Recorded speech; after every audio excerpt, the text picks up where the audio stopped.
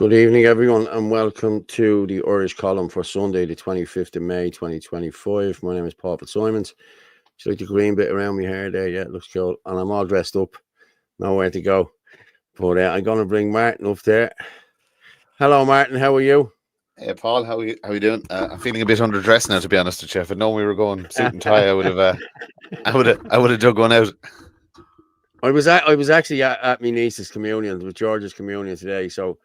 And I was going to stay out on the gargle, so I contacted you to do the show and the whole lot, and you said you would, but I said no, I'll come home and I'll do it. But you didn't trust me. No, you're quite capable. You know what I mean? But I thought, listen, I had one point, and I asked my sister, would she drop the kids over for me? And I'm not driving all the way over there. I thought, listen, I'll drive myself. So I was back here in time to get it sorted and the whole lot. So, yeah, how's things? Another big 3 or 4 days we've had, haven't we? Oh my God. Yeah. Just it's going down the toilet fast, isn't it? Oh Jesus, yeah. It's I'm gonna be honest with you, the 7 or 8 iPad centers have been closed now. They said they're not using. There's something more sinister happening here. I'm being honest with you. They must be doing these super ones somewhere, you know what I mean, in fields or something somewhere. They have to. There's a lot of scrutiny now, and there's a lot more legal challenges going in, and because communities kind of have a template now on how to fight them because of work others have done, we'll say, in relation to trying to fight other ones. I think they're definitely having more success in the courts, and there is genuine heat now being put on the profiteers. Do you know what I mean? They're being named and shamed all over the place. People are finding out the names of the property owners. They're showing the shell companies, etc., and all that kind of stuff. So it's good. These things take time, but like I said, there's some fantastic people doing fantastic work all the time in getting this information out there. And yeah, I wouldn't say they're fully on the run, but they're definitely changing tact a little bit. They sure are, I tell you. And we had I seen Tom and Susan up in Blessington yesterday. I'll see if I can find that video. I didn't get a chance to pull down very much now, to be honest with you. But we have a few videos to go with tonight. One of the main videos here I'm going to go with is the migrant fella yesterday. Did you see him saying he was going to stab kids? And now there was a lot of men walking around Tala looking for that man yesterday evening. I'm telling you now. I got more calls. I hope he was found. Yeah. Well, I think the police got him. The police arrested him, as far as I heard. Yeah. Now, if anyone in the comments can tell me this. But there's hundreds, if not thousands, of those walking around every single town in Ireland. They're out in the country. They're everywhere. And if you think that, this is just an isolated incident or this is just one mental health issue case or anything like that, you're sorely mistaken. There is thousands of them in the country. James, if you think voting and flag waving is going to fix this, you're fucking demented. Okay. Well, what are you going to do, James? What's your plan, mate? Put it in the comments there. I'll put it up. Louise Hoylands. That man was arrested in Ballyfermot. Good. He deserved it. He's probably back out an hour later. I wonder what act they used to arrest him. I've seen up in the account there that he technically should have been arrested under the 1989 Incitement to Hatred Act. It'd be interesting to see what he was actually, what was the law used to arrest him, and can he be detained? It should be like doing something like that should be automatic deportation straight away, straight to the airport. Should. Yes. Yeah. Fair play to the boys finding the camp. I believe he was got by the guards, but knowing them, they let him off. Somebody just posted in there that man got arrested in Ballyfermot. And another girl just posted, no, currently in Portlaoise, walking free. Jesus, if that's the case, the people of Portlaoise need to be looking out here. You know what I mean? Frank Barron, how do you do young Willie McBride? Your mind was sit here by your great side. Yeah, we are not voting our way out of this for sure. Well, give me another alternative at the moment. We all know what the other alternative is, but listen. And regardless of voting our way out of it, we've also seen the massive EU interference in elections in Romania and Poland beforehand. So we know the elections are rigged, but regardless of what happens, you still have to have some sort of platform to a political party is quite simply something that helps you carry your voice. That's all it is. It just means it's a little soapbox to stand on where you can carry your ideas and carry your voice and communicate with people a little bit better. And that's what we use the platform for, just to get a message out there. And like I said, get the message heard a little bit further afield. But people shouldn't lose hope. It's going to be a long battle and it's going to be a long war. But don't ever lose hope. Yeah. Irish edition there is asking, when the immigration issue is sorted, it will be interesting to see who stays in politics. Many will struggle to offer anything when that talking point is removed. I can't wait. At Ireland first, that's not the only talking point. I can't wait to start sharing my policies. Yeah. No, it's huge. We're working on everything in the background. Every aspect of society is being looked at. Immigration is one of them. Funnily enough, if you can get one policy across the line, which is the rights of the Indigenous Irish person, you fix an awful lot of the problems and issues and stuff like that. And it has such a knock-on effect to public spending. You can actually bring so much money back into the state coffers if you do fix this one issue, that then can be diverted towards your special needs, your healthcare, etc., etc., etc. But the problem is all of those systems have to be overhauled as well, because there is serious. Ireland needs a Doge, that same as Musk is doing in the States. That's essentially what you need. You need an auditor to come in, go through the entire civil service, clean it up, streamline it, make it tidier, make it more cost effective, make it more productive.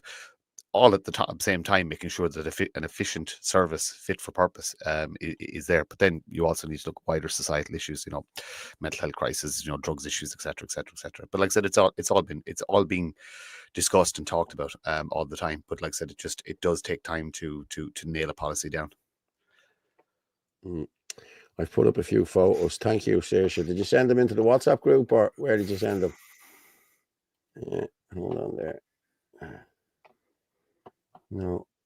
Okay, so not to worry. If you can send it into the WhatsApp there, that would be... There's the WhatsApp there, 0892031521. You can also get us there live at FitzyDub on Twitter, on X, at Anthony L. Casey, at Ruggermurph27. You can get us on Facebook as well, on Ruggermurph and Paul Fitzsimons, and www.theirishchannel.com/live. So yeah, we will be told it's a cry for help. I think, this is exactly what's happening here. He had 4 knives and a machete and a hatchet, I believe. Yes, he had. I'm going to play the video now in a minute. We've 300 not on there now. I'll wait till we get to about 5 and I'll put it up. What are we going to do with unelected and unaccountable senior civil servants who hold the real power in government? We will sack them and we will bring in our own if we can. Paul, he's like the man from CNA. Yeah. Ken Donnelly. Paul, I see Columbus Gaelic is looking for a GAA coach. They train and play in Fairview Park. This is Ireland's first migrant-led GAA club that was recently established. You were around to coach. Yeah, I'm not allowed. Unfortunately, I'm not allowed at the moment. I'm because I have a case pending still, my appeal. So, yeah, I'm not allowed. .UH. Irish edition saying goes to the Sinn Féin United as well. I actually have a video there that Dee did the other day outside the courts. I was in town the other day and Fair rang me and he just sent me a text. He said, just up in the courts thing. And I was only in Abbey Street, so I jumped on the tram and I went up. He was in court with Patrick McGreal. Patrick McGreal had them. Jesus Christ, the judge was baffled. Like, he's talking. He has them wound up and wound up. He really has, like, you know what I mean? So we went up, and anyway, and Ferg had caught him before I got up there. He caught Gerry Adams and asked him about his paedophile brother and why he was covering up for paedophilia in the party, and then Dee caught him. I'll play Dee now in the next few minutes, but I'll tell you what I'm going to do. I'm going to go with this migrant fella, right? Because everybody is talking about this. It's 5 minutes long. We'll go with this, and we'll come back and talk about it. Irish, I'm coming on top of you now. I'm gonna be slicing your babies, kids, and you before everybody. Get ready, motherfuckers, because you pissed me off too much. Big mouth bitches in Tala. I didn't know you're that tough. But then I'm on my way to you, baby. If you don't come to the square, I'm gonna have to come in your house. So make your choices fast. It's 1 hour, I'm there. It's 12 now, 1 o'clock, I'll meet you at the square, bitches. Minutes to get out of here. You have 10 minutes to get out of here.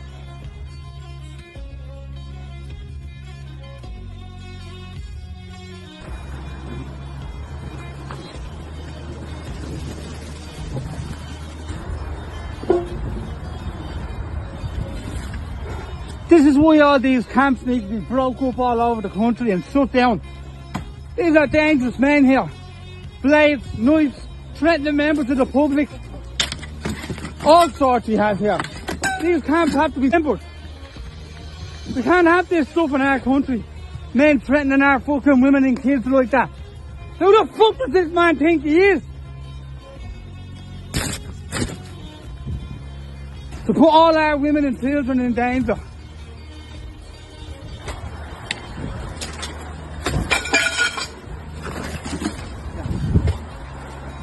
What's that? There's another big blade. Look at that. All these weapons this man is left up here with. There's another knife. Look. Look at the weapons there this man has. 2 knives. What's that? A big huge blade. An axe. Look at this fucking setup. People want to start taking all the wooded areas around our communities and running these men. Break all these fucking camps up. Something be happening in our country. These men are let do what they want and threaten all our women and kids. It won't be fucking happening around us. I don't know who the fuck they think they are.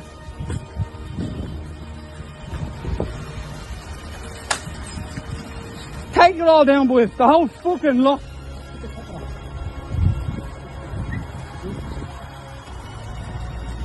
There's a ladder there, look. Stand on that ladder, knock that whole thing down. This whole camp is coming down. There's a fucking water there for the cunt. And get the fuck out of our bleeding town.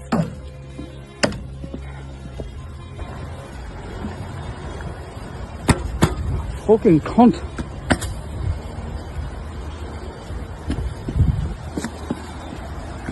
Oh, fucking bastard, you.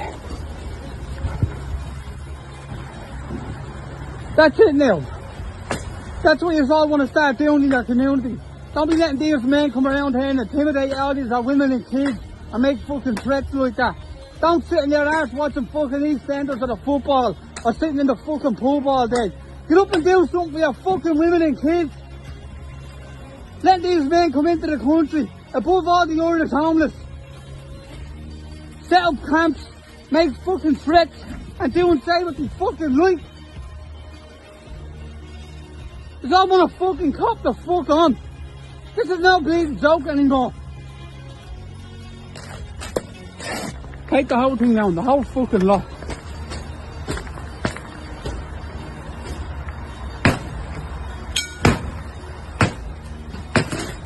Over here now, yeah, well done. No more fucking camp for this cunt. Coming in here, the fucking freeloader. Threatening our women and kids.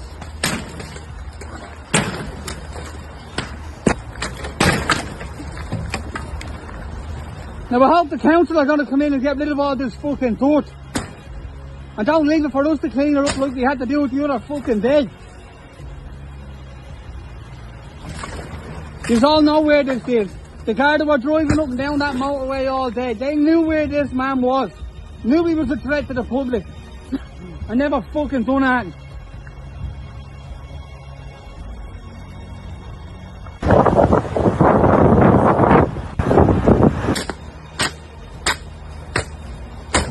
Rip the whole lot down. Rip that one there. That one there. Rip that whole thing down.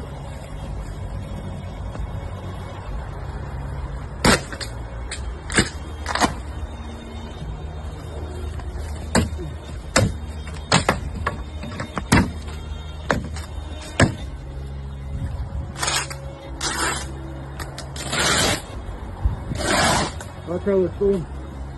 Check all their areas because there's dangerous men like this all over the country. Hiding out in the fucking parks, all the buses. Get up and do something about it. This isn't a fucking joke anymore. There you go. That's all the blades this man had up here. Look. Hatchets, knives, fucking. Look at that. There's his fucking pipe there. Look. Bottles of gas. Fucking everything the cunt had up here. That's the fucking end of that. That was going to be a big camp. Did you see the wood and everything they had there? Fair play to that man, yeah. No. Well and that's done, what lads. everyone should be doing. That's what everybody should be doing in every area. Run them out of them areas. They're in all them. Like, so that I drove up the entry yeah. today. Yeah, go on, sorry. Sorry, no, I'm just saying all that materials that's there, that's bloody expensive. That's not cheap. A tarp isn't cheap, and there was accounts about maybe 9 or 10 different tarps being used. Right, there's tools there for. Yeah. That's essentially what's there is the crap I'd bring camping with me. You know what I mean? Yeah. Who's funding that? Exactly. Where did this stuff come from? Yeah, you have to somebody go to is shop dropping and buy that it. up. Yeah, no, you can't. Yeah, so destroy them. You see them, NGOs. destroy them. Destroy those camps. Yeah. Destroy those camps. We should not Everything. have anybody living in hedgeways or streets in this country. Especially not Irish people. We definitely shouldn't have Irish people homeless. But these lads have no right to be here. So if they're in your community, go in and do that. A couple of lads just go down, sort it out, get rid of it, done and dusted.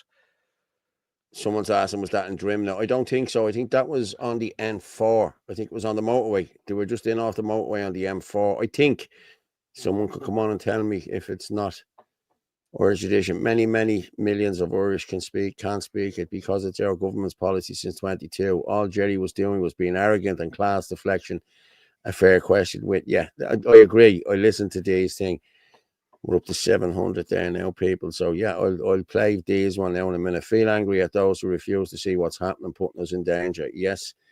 Thank God there's still some brave men like that left in Ireland to protect women and children. We are on our own, lads. And the people who are facilitating this are in Leinster House and senior civil servants. And I ask, I'm always asking the question: why are they allowed to walk the streets? Right, your councillors, yeah, your councillors, your TDs. They should not feel safe walking the Irish streets. They should be harassed. They should be chased with camera phones. They should be their lives should be made a absolute living hell until they turn this around and actually just enforce our bloody immigration laws. Yeah, Danny boy, you don't need school or government to teach your own language. Plenty. Irish tradition. Listen, mate. What Gerry Adams did the other day, he knew D couldn't speak it. Okay, I'm going to play the video now in a minute and we let people decide themselves. Okay, but look. Give it over, will you, mate? You're really annoying now. You're pissing me off now. I'm being honest. You're just full of negativity, you are, man. There's people in here trying to get on here, and talk and put up comments, and you're just full of negativity.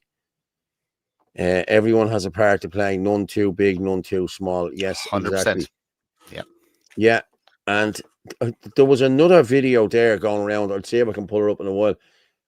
There was probably 40 drills and Kango hammers and shit all in a box. Obviously, we're going around robbing people's sheds or robbing vans.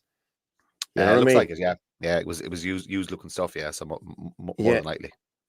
Yeah, is Anthony and Orla coming on? I got something that would be a sight to see today. Yeah, thank you, Jaden. And stop slagging me age as well. Okay, I've been told not to be letting you slag me age. That joke is gone now, hasn't it? That joke is done. Yeah. I was talking to a friend of mine tonight, and she said not to be doing that. So.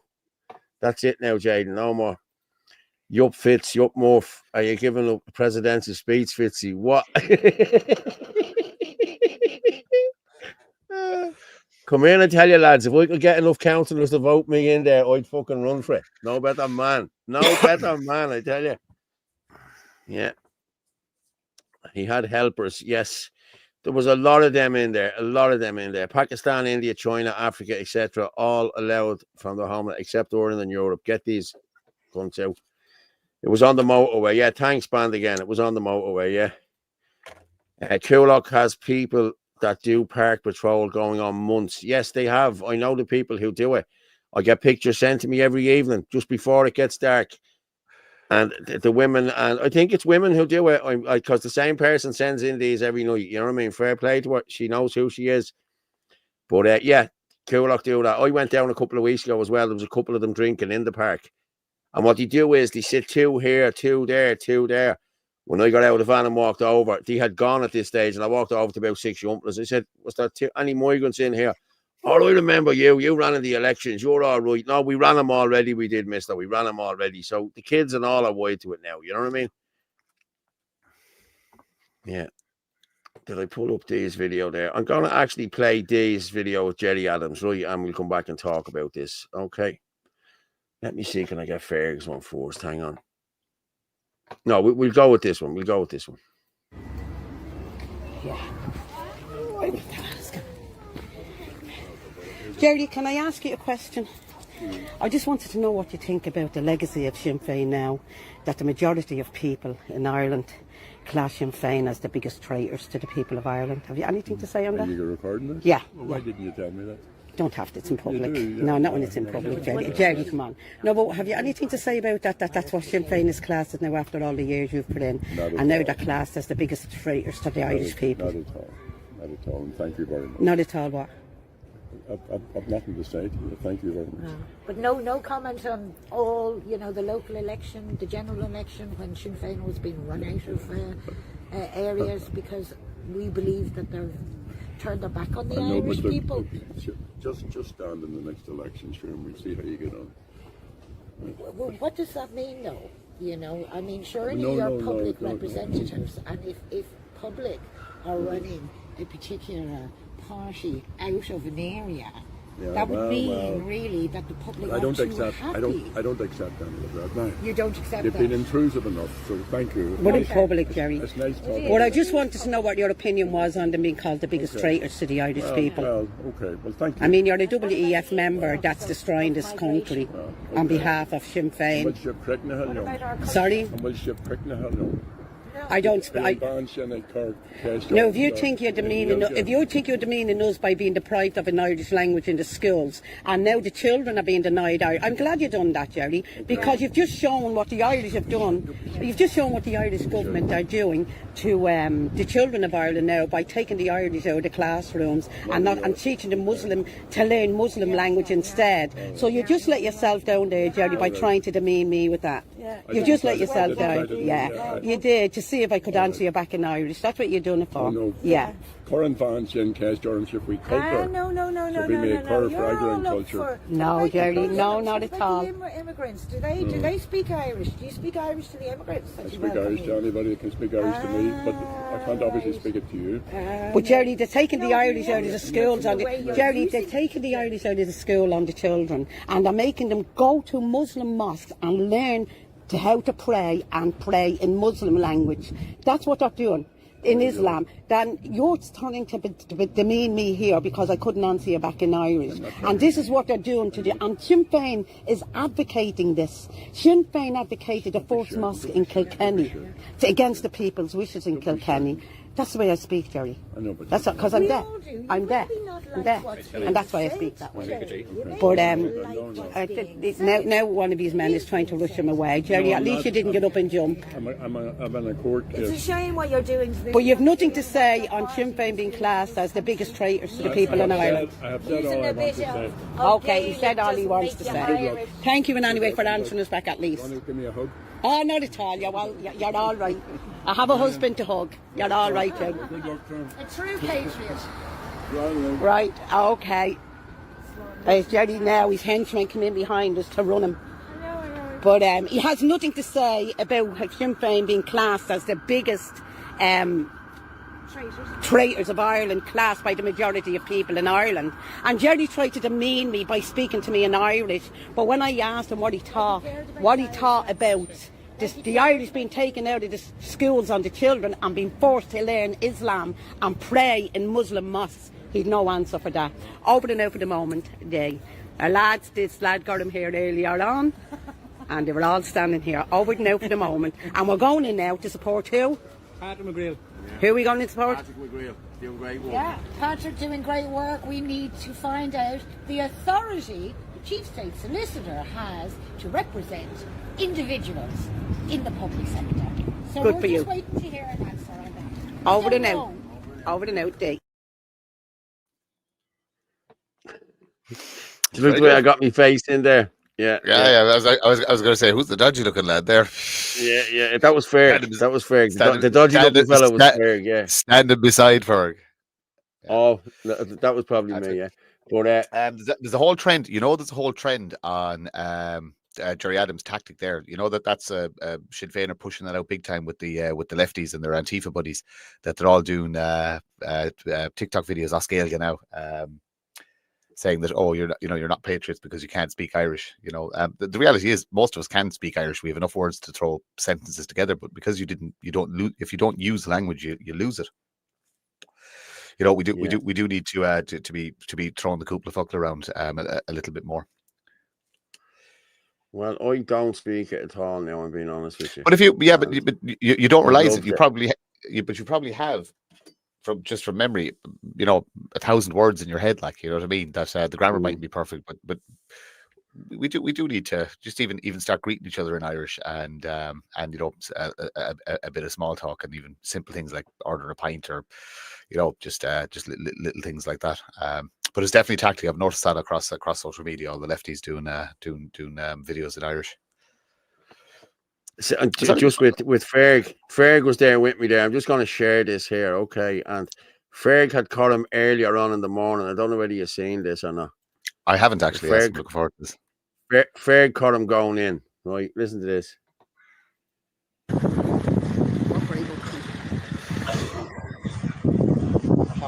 way round, eh? Wrong way round. Mr. Adams, something to say about covering up your brother, the paedophile, for over 20 years? For all the other pedos out with your party meal down to Dublin. Something to say about them now? How are you?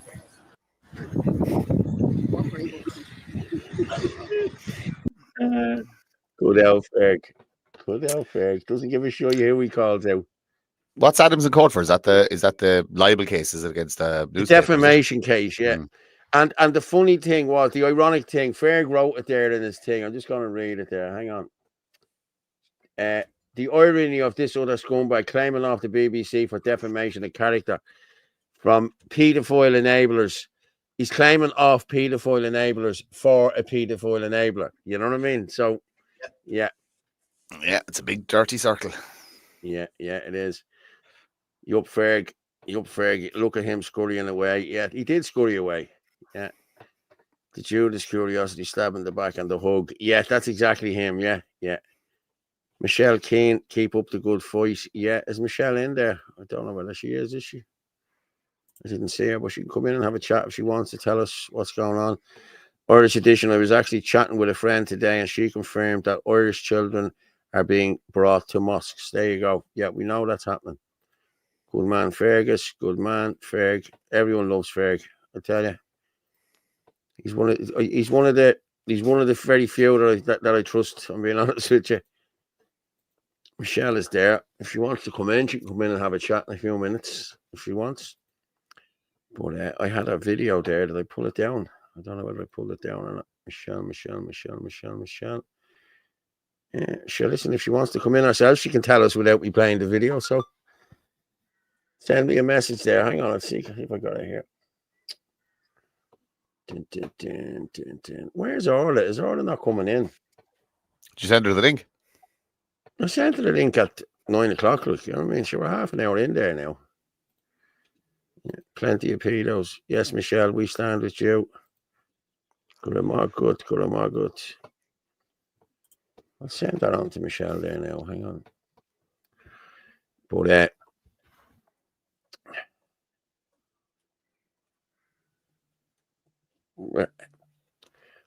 you were down in Kerry. You're walking down in Kerry, are you, Martin? That's where you were, is it? Or that's where you're from? Or are you from Kerry or whatever? Your mother and father? I don't know what you're talking about, Paul. Where are you from? Are you not from Kerry? I thought you were from Tipperary, are you? Tipperary. No. Yeah, no. Yeah, no. Yeah, yep. Okay, fair enough, yeah. Yeah, okay. All right. Say that to her. I stay on the move, Paul.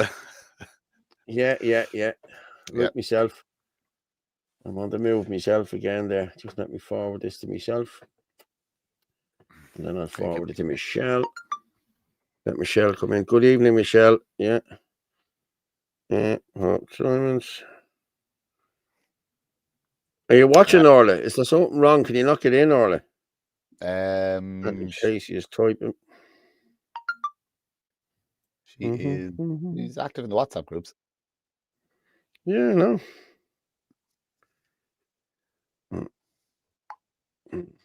Sent that on to Michelle there. Let her come in there and tell us how she's going, because she's getting an offer. She's getting it from every angle. Martin Murphy is Valhalla.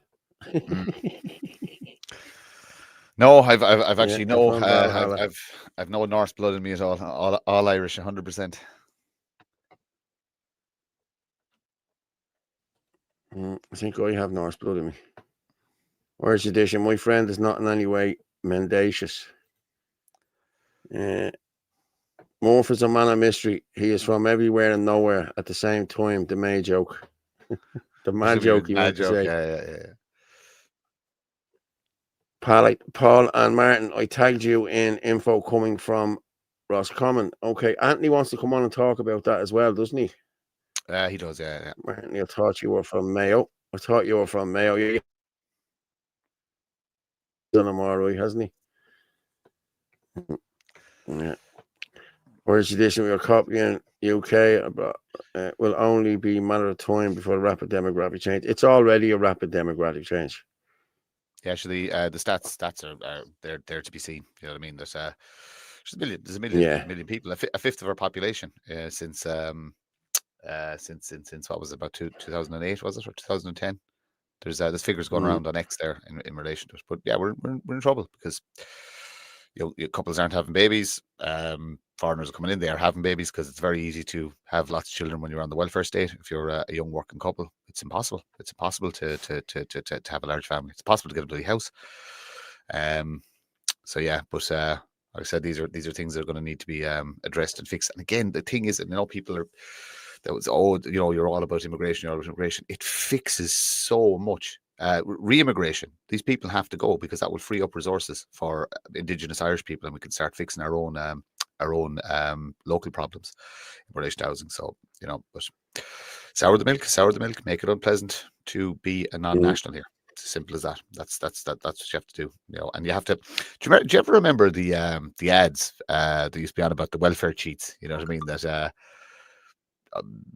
somebody on the dole, working, they're putting their hand in your pocket. Remember those ads? Oh yeah. We should actually start a campaign to say that the Irish state is putting their hand in your pocket and giving it to non-nationals, something along that lines. See if we get it. We might actually work on that tomorrow and see if we can get a video made up, because that's what's happening to all the listeners here. The government is robbing you to make you poor, to facilitate a massive unnatural population increase that they spoke about in the Dáil.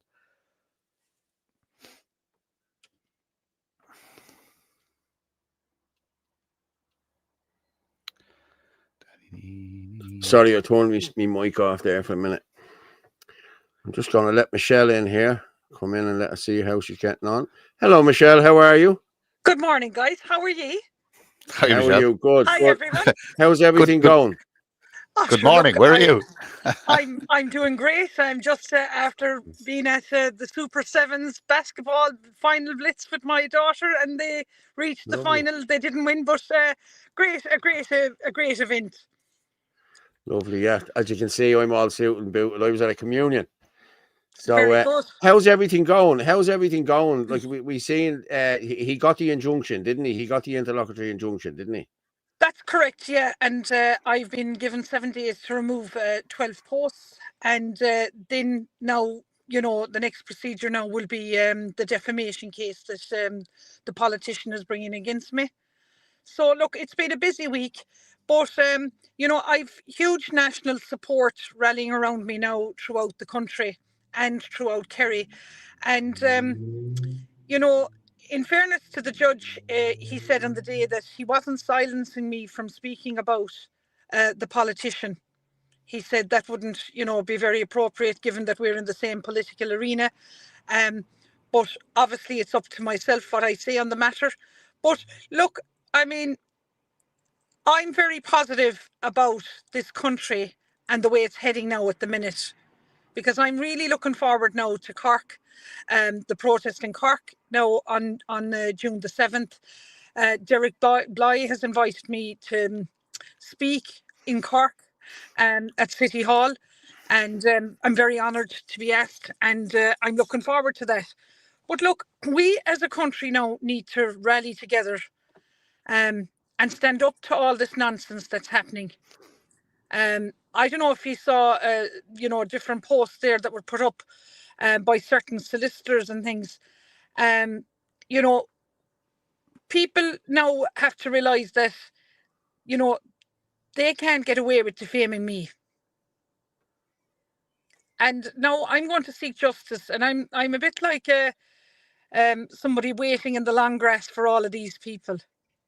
And I will fight tooth and nail for my country, for my freedom of speech. I at all times have had the backing and the support of the Irish people, and I think now with what way everything is going in this country, it's amazing how everything now seems to be getting interconnected. I'm on a huge mission with the Electoral Commission now, and getting, I have to now provide my evidence from the marked register of elections to the Garda Síochána for the fraud investigation case. So I have written a letter to the clerk of the Dáil, Peter Finnegan, to the returning officer in Kerry, Padraig Burke, and to An Taoiseach, and to the Electoral Commission now, seeking permission to use part of the marked register of election as part of my investigation, case with An Garda Síochána. And unfortunately, they have now left me with no option but to seek this now through the courts, because they seem to think that I'm going to go away. But I'm not. I'm making it very clear that this investigation, I need to use the marked register for the purpose of this investigation, because I signed a statutory declaration when I received the copy of the marked register stating that, I wouldn't share any, or, there's various things you have to sign in that. So I can't use it without their permission. And, this again is another, I believe, a political block by Peter Finnegan, the Attorney General, the government, and the returning officer, in the hope that I'd go away and that without this evidence my case will be no good. But I have an awful habit of working away like a beaver in the background with things, and then I bring out the ricochets when I need them. So I kind of think I like to do things silently. I don't, when I come out with it, there's a pile of things done in the background. But, I'm not going to be silenced in relation to this. And, I know I'm onto something. The Electoral Commission know I'm onto something. They've already admitted there's 500,000 people on the register. When I came out of the court the last day, in Tralee Circuit Court, it was packed, and one fella came running out after me, and this gentleman was from Killarney, and he said, "Michelle, you're 100% correct. My father is dead for years," he said, and he got a polling card in the post. And he shook my hand and he said, "Michelle, you're onto something huge." But not alone this, because I believe there's going to be a general election very, very soon, because this government, this cobbled together Irish corrupt government, are just hanging in there by very slight margin at the moment. And what I want to do is reform the whole electoral process, the election process. I have some fantastic ideas of how we as a country can make this too big to rig, and to get rid of these presiding officers that are tearing ballot papers out of ballot books. Get rid of the presiding officers that are allowing them, and standing kind of, in my opinion, covering up for people, and getting proper systems in place. for the next general election because thousands of my votes have gone missing. So I've asked them now. I've asked the Electoral Commission. I've asked Peter Finnegan. I said I want, as an independent candidate, I want to see all the ballot papers, because why I want to do this is a lot of people took front and back pictures of their ballot papers when they were voting. Now that's very important information that they have shared with me. People have shared that with me. So I want to look at all the thousands of the votes in Kerry, because, you know, there's lots of things I want to do in this, but, you know, I'm being blocked by government at every move I make. But I won't be silenced by it. I've still another thing up my sleeve now that I'm going to do, because in fairness, the Gardaí and Macroom now want to investigate it. They had initially closed the case until I said, how can you close a case? I wrote to the Assistant Commissioner and the Minister for Justice. I said, how can you close a case when you haven't looked at my fresh evidence? So to be fair, they're now all over it. They want to look at it and investigate it. And I need the information. So I just think people saying we're living in a democracy in Ireland, we're not. Michelle, can I throw a couple of questions? Because look, just in Ireland First, we're working on the exact same thing there in relation to cleaning up the electoral register. Myself and Susan Brady have had quite a few chats about it, and I just started working on a policy today. So, so there's no technically there's no national register technically, because it's all done at council level. You know what I mean? That you basically register, get your voting card, but it's done in the local councils. Are you aware? Is there an actual? But is there a national register that can be accessed, or is it literally no? There isn't, because I've asked the Electoral Commission this. I said, and they said, you know, they said to me they don't even have access to the marked register, only what councils give them. I said that's disgrace. I said in this day and age when we're tech savvy, that ye should have this at the top of, you know, the touch of a button. And the other interesting thing about this is, right, you know, I said to them, well, what is your role? What is your job like? You know, you're getting paid thousands and thousands of money from the government. And if you don't know who's on the marked register, how the hell am I supposed to know it as an independent candidate going for it? And plus, even I see it myself. I had changed my, I went in last year and I said, I want my, you know, I'm divorced. I said, I want my maiden name on my ballot polling card.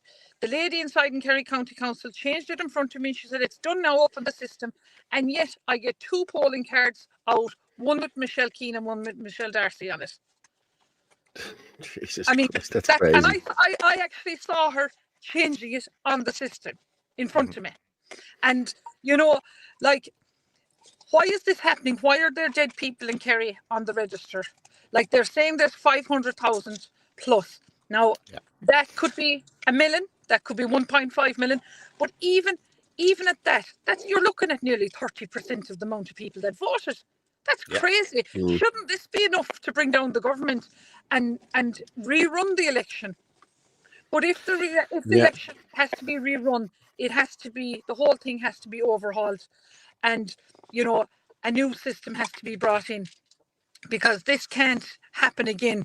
What happened with me? I mean, thousands of people have come to me and said they voted, and, you know, they're the Kerry's Eye newspaper. They love having me on the front of their paper to sell their rag, in my opinion, of a newspaper. I call it Kerry's Lies. And they've always referred to me as the failed election candidate. Same I'm the same. Right? Same as me, yeah. I'm not a failed election candidate, because the candidates were selected, not elected. Yeah, I agree. Yeah.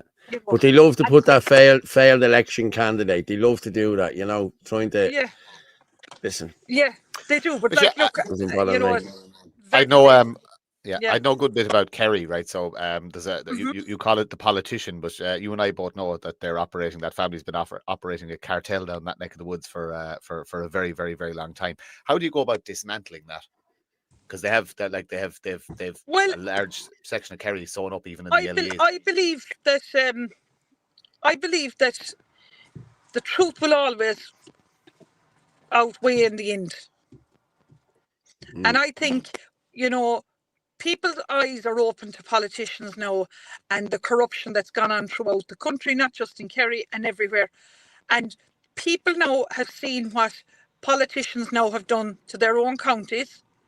There's politicians in Kerry that have profiteered, that are, in my view, enabler human trafficking into our county and country.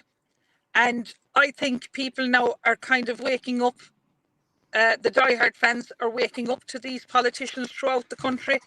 And, you know, I suppose, look, it's like everything, you know, people like people, right? And, you know, when people see the truth of what the true colours of people, what they're like in the end, I think, you know, I believe in truth and honesty. It's got me to where I've got in life. And, you know, while I might be derailed along the way, I always believe the destination will be there in the end. And I definitely believe that I am going to be in Dáil Éireann, and, you know, at some stage. And I think that time is not too far away. Good stuff. Fair play to you. Yeah. And you're doing it right, you know, and they know you're doing it right. That's the problem here, you know. And the truth, we say it every night on here, the truth will set you free. That you need to tell the truth. Once you tell the truth, you will not be caught out by any court in this country. I've shown one thing as a woman trying to break down the glass ceiling in politics in Kerry and Ireland, that I'm a born leader for this. I'm, you know, life skills have taught me, you know, through business, through, you know, relationships, everything.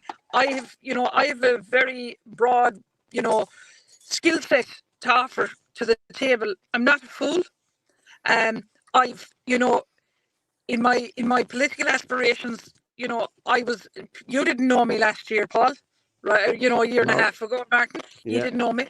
But, like, you know, I've built this up myself with a mobile phone and honesty and integrity.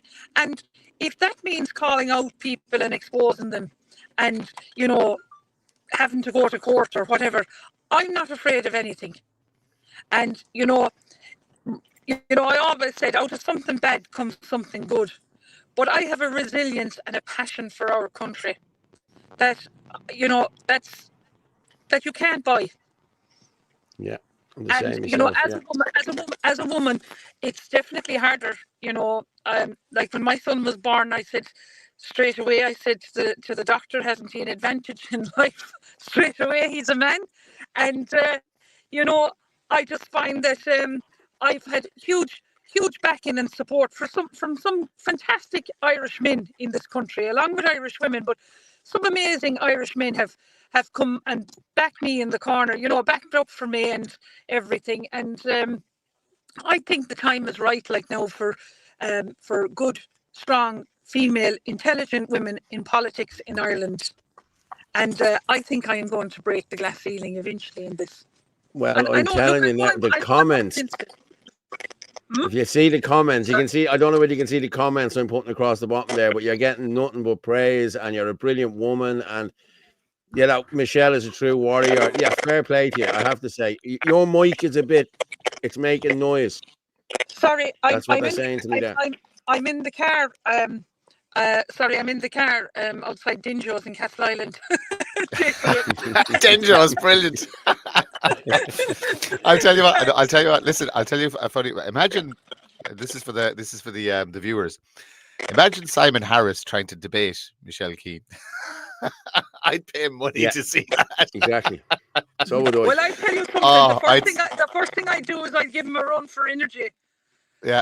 Oh my God! I tell you, that'd be hilarious, you know, because it's just, you know, he's the epitome of a epitome of a weak man. You chew him up like bubblegum, it'd be hilarious. Look, guys, I look at what's in the Dáil now at the moment, and I look at the shower of gangsters and traitors that are in there, and I say to myself, you know, I'm surely a million times better than those people. I would never sell out my country like what they did. Yeah. And what they continue to do. And even the clip there of Gerry Adams that Fergus did there, and that, you know, you were there, Paul, as well. Like, the arrogance of them. It's like he's sitting back now, and it's like, you know, this was all planned. This is like all planned for years. And he's a WEF member. We know that. You know what I mean? We know that. Yeah, you know. But there are politicians in this country, and they're setting up companies and trusts abroad in the Cayman Islands, Switzerland, Portugal, Barbados, to name but a few. And there are politicians in this country, and they're getting finder fees of millions of euros to be facilitators, to facilitate IPAS centres throughout the country. But what I have a message to these politicians is, the net is now closing in on you. And this will be exposed. This 100% will be exposed. And, you know, the conflict of interest between politicians and the money they're making, like Helen McEntee's husband there, look at the conflict of interest there it is with her and him in this country, and what the money they're making. These people are laughing at the likes of you and me. Right? But I do believe there is a God there, and I have huge faith in the man above, because, you know, we are true Irish citizens are not going to let the carnage continue in this country for too much longer. I think Cork parade now on June the 7th will outbid the amount of people that were there in Dublin, and as we know, that was thousands. And everyone now needs to get out and support these parades, because it is working. You know, there is a revolution, there is a movement happening in this country, and I think what other best place to have this now at the moment is probably Cork, given, you know, Cork is such a Republican rebel county, and I think that's going to, you know, gist it on for the Limerick protests, following on from that, and following on into the Dublin protests in the Garden of Remembrance again. Yeah, but it's up to everyone. 3 big ones coming up. Yeah, you know, and you know, I'd like to see a protest on a Tuesday with about 150,000 people and go right into the Dáil and say, we've had enough. I think that's what we need to do. Yeah. Take them off the Sunday protest and go on a Tuesday and say to everyone, look, it's your country, come on. You all can surely spare a day to go in and do this. Because if we don't start doing something now in the next month or two, you can forget about Ireland. Yeah, I think you're right. That's what we're trying to do at Ireland Force. We're trying to get all the policies done, everything in place. Like we have committees for nearly everything now. We have health committees, education committees. You know, we have the committees in place now. Doctors, nurses, school teachers. You know, it's all there, ready to go now. We just need to give it the final push, don't we, Martin? And we'll get it across the line. Very good. Yeah, look, we're getting there. We're still working away in the background. We have lots of good, like you know yourself, the team there. There's a couple of people in the background there that won't be front facing, but they're absolute experts in their field. And well, that's what you need. I mean, you know, not everyone wants to be out front or anything, but at the end of the day, I just think, you know, I've done my bit for what I can do, and I'm still doing it. And it's huge. It's huge what I'm doing. It's huge work what I'm doing, and you know, I do feel though that I am guided to do this, and I'm meant to be doing this, and I'm actually enjoying it. You know, I'm enjoying it. I don't see that there's anything wrong in exposing corruption. If I took a defamation case, I took a defamation case for everyone in opposition to me that didn't like me, gee, you know, I'd be in court every day. You'd be broke with all the money you'd have to pay out. You know what I mean? And know, that's how they get you, you know? Yeah, well, fortunately, I represent myself. And the ironic thing is, like, the amount of people that have seen my paperwork, like, have said it's unbelievable. They'd never get it from a solicitor.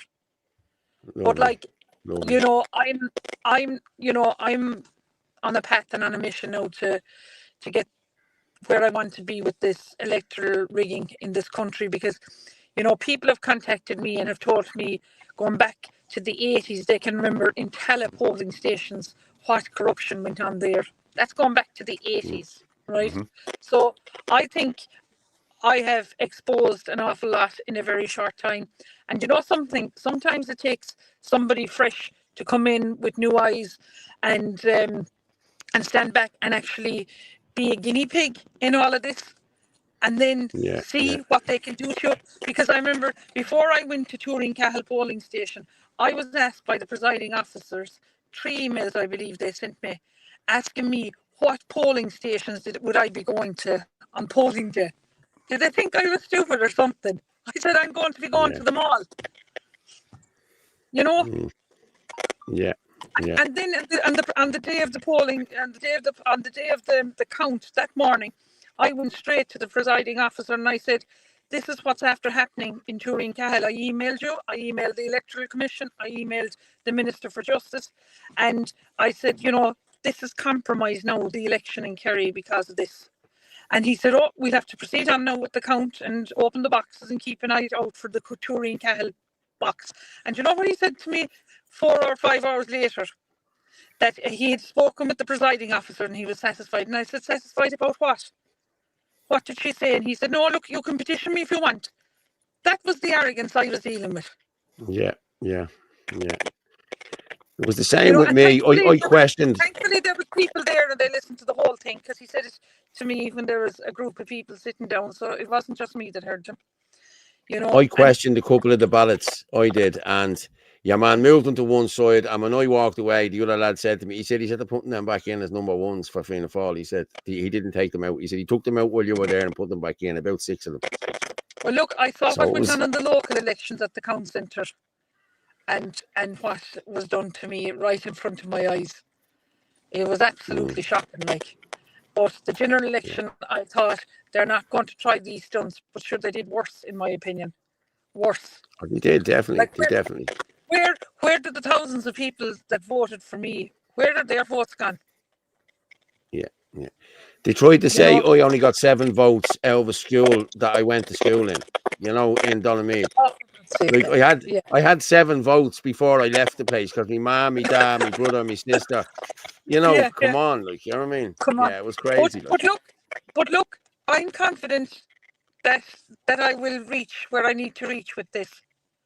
And as I say, I'm working away on it in the background myself, and I am going to get the answers. I want the sealed documents to be kept, you know, until this investigation is over, because the answers lie in those. Yeah, someone just said, "Michelle, you're right. You can run all you like, but like the system is rigged. It looks like it is. You're wasting your time. I don't believe the people of Ireland voted for these traitorous criminals." Well, they didn't. There's no way McEntee broke records. There's no way Simon Harris broke records, and Philip Dwyer got 1 vote out of Newtown on Kennedy. Come on. No, you know, like the thing is, they were selected, not elected. And the thing is, if you remember back to when they were canvassing, there was an air of complacency about them. Like, look at what happened to Simon Harris in Kanturk with the lady in the healthcare thing. That was shocking. And yet, it seemed to rub off him like it. They thought virtue is the Teflon T-shirt. But you know, I suppose I go back to Charlie Haughey. When Charlie Haughey says, "Well, if you think I'm bad, wait till you see what's coming up behind me." It's true. They make them. I have Kevin. Angels. I have Kevin Coyle at the text interview there. Same here. Kevin was told an hour before the end of the locals he'd been elected. He just missed out by 80 without a recount. There was no way they were letting Kevin Coyle get in there. They would have counted all night. There was no way they were letting Kevin get in there. Wait till you hear this. Certain politicians running in the race from me had my name blackened so much with Kerry County Council. They said she's going to go mad, right, at the council centre. And they got Kerry County Council got extra security in. And one security guy told me about 5 weeks ago, he said, "Michelle, my job was to watch you for the day," right? And he said he kept going over to them. And he said, "Are you sure you're talking about the same woman? Like, she's a lady." That's now how corrupt they were to try and blacken my name. Yeah. You know, but people do realise the good I have done in the last year and a half. Jesus, you can see it, of course. Sure, we all see it, Michelle. You know what I mean? So we're all following your lead here. You know what I mean? I'm a worker. You know, I'm not a talker. I'm not one of these ones that come on and say, you know, this. I actually put my shoulder to the wheel, like, and just get on with it. And like, you know, they have all teams around them. They have PR gurus trying to stop me, and they have people in TikTok on the second floor in TikTok in Dublin, trying to take down my accounts all the time when I mention certain politicians' names. You know, they have so much going. I have like a family first and foremost behind me, you know, to care for. I have a lot going on in my personal and private life, and you know, anytime I can give, you know, to this, I do, because I definitely am passionate about our country, and I think, you know, I look at people, and some people are still in a coma, and I'm looking at them going, you know, what will it take to wake you up? Will it take one of your children to be stabbed or raped or what by these unvetted migrants, male migrants coming in? Look at what you exposed there tonight in the video with the tents or wherever they were set up as a Drimna or wherever, and they having tools. Like, those tools were stolen out of somebody's shed. Yeah, you know, exactly. Yeah. Listen, thank you very much for coming on. Thanks, and guys. And we'll get you on again next week or whatever. Fair play to you. Thank you so much. Thanks, Paul Martin. God bless you. Night, God bless. Cheers. Bye. Take care, Michelle. Night, God bless. You. What a lady. I tell you, she's fighting the fight, isn't she? Fair play to her, you know. I want to see that. I'd like to see her tackle somebody like Simon Harris. The other week. So would I. Meet in the street or something like that. It'd be or even Gavin Pepper as well. Like, there's none of them that hold their own with Gavin. Gavin had fucking crippled them. I swear to God. They're trying to ban fast food. Anyone hear about that? No. Is Orla coming on or Anthony coming on? We're an hour in there now. So, but actually, I'm gonna just play Ferg's video here. No, I'll wait for Ferg's video because it's about vaccines, so we'll wait towards the end for that. But I'm gonna play This is Git talking about Mo Cara. You know that gobshite from Bladen. Yeah. Gobshites. 3 gobshites. I swear to God now. I'm like excuse me. Wait, let's play it. Mo Cara from Kneecap dropping bars, and not for the first time. Ireland's not full. You're full of shit. There's a lot of like right-wing connotations to it now. There is fascist ideas and stuff where it's like Ireland's full. We're still 1 million people down from the famine. I agree with you. Ireland's not full. You're full of shit. Firstly, he's against British colonialism, but speaks of the Irish Holocaust, committed at the hands of the British, as a famine. And yes, we might be 1 million people down in terms of population. And there were very different times back then. But what do you want to do now? Turn this beautiful country into a concrete jungle just to house the world? But let's discuss this Ireland's not full narrative. Ireland's population is increasing at a higher rate than the country's housing stock. Just in case you didn't realise, we have over 15,000 homeless Irish people. We have a hospital waiting list crisis. Over 706,000 on waiting lists at end of September. The numbers now are said to be between 8 and 900,000, in a country with a population of just over 5 million. Over 6 in 10 GPs not taking on new patients, survey shows. It's getting worse. GPs close lists to new patients amid heavy workload. From Sinn Féin, who support the plantation, psychology waiting lists have doubled under this government. 21,132 people are now waiting on primary care psychology services. And that's just primary care psychology services. Over 4,000 children and teens waiting on psychology appointments in Cork, alone. What exactly do you think happens all these services in crisis when you add people to the population, let alone an uncapped number to the population? They get worse, a lot worse. That's what happens. So see, Ireland is full. And Mo Cara, it's you that's full of shite.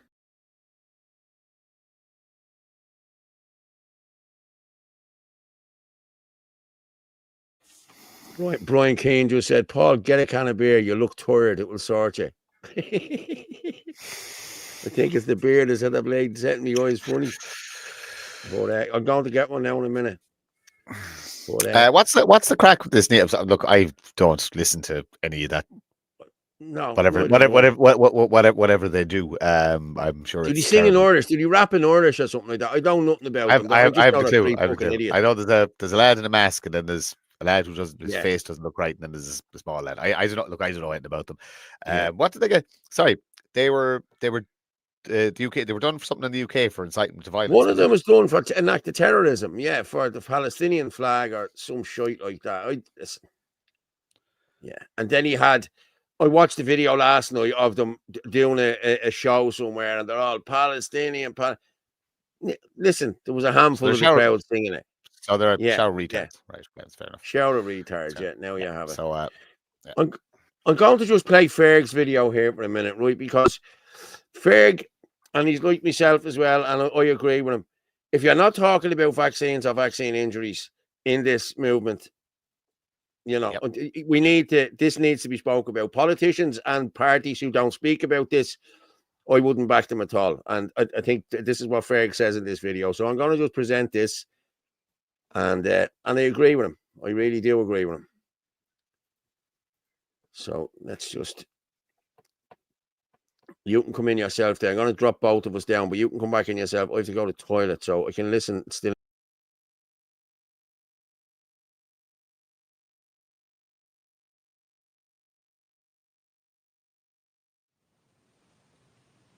How's it going? I just want to clarify something.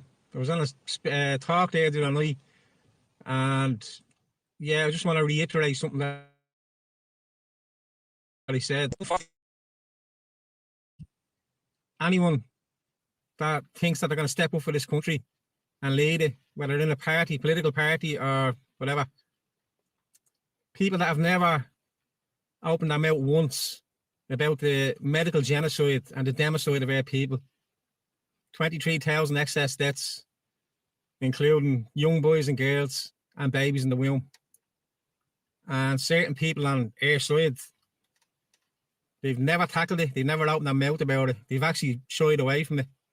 So for me personally, if you say that you love Ireland and you love our people, why aren't you going after the murdering bastards that have slaughtered 23,000 people of our own people in a medical trial for monetary gain? Something doesn't add up for me.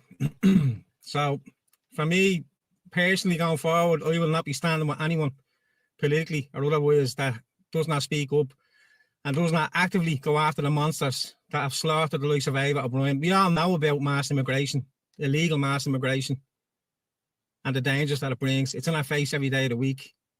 My whole thing about this is that we can send those foreign criminals home.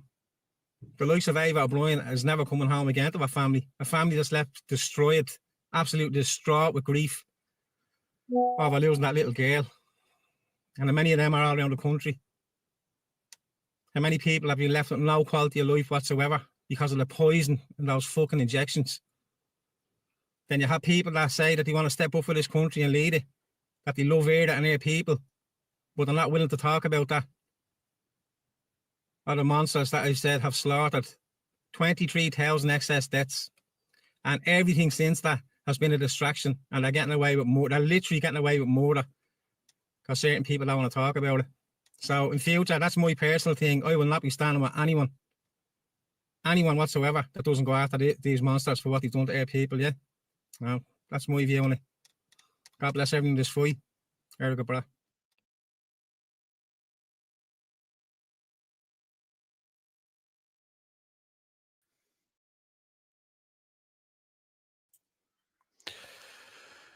I see the mere mention of vaccines on your Facebook account has StreamYard is having trouble streaming to your Facebook account. But Ferg's dead 100% right. You're on mute there, Paul.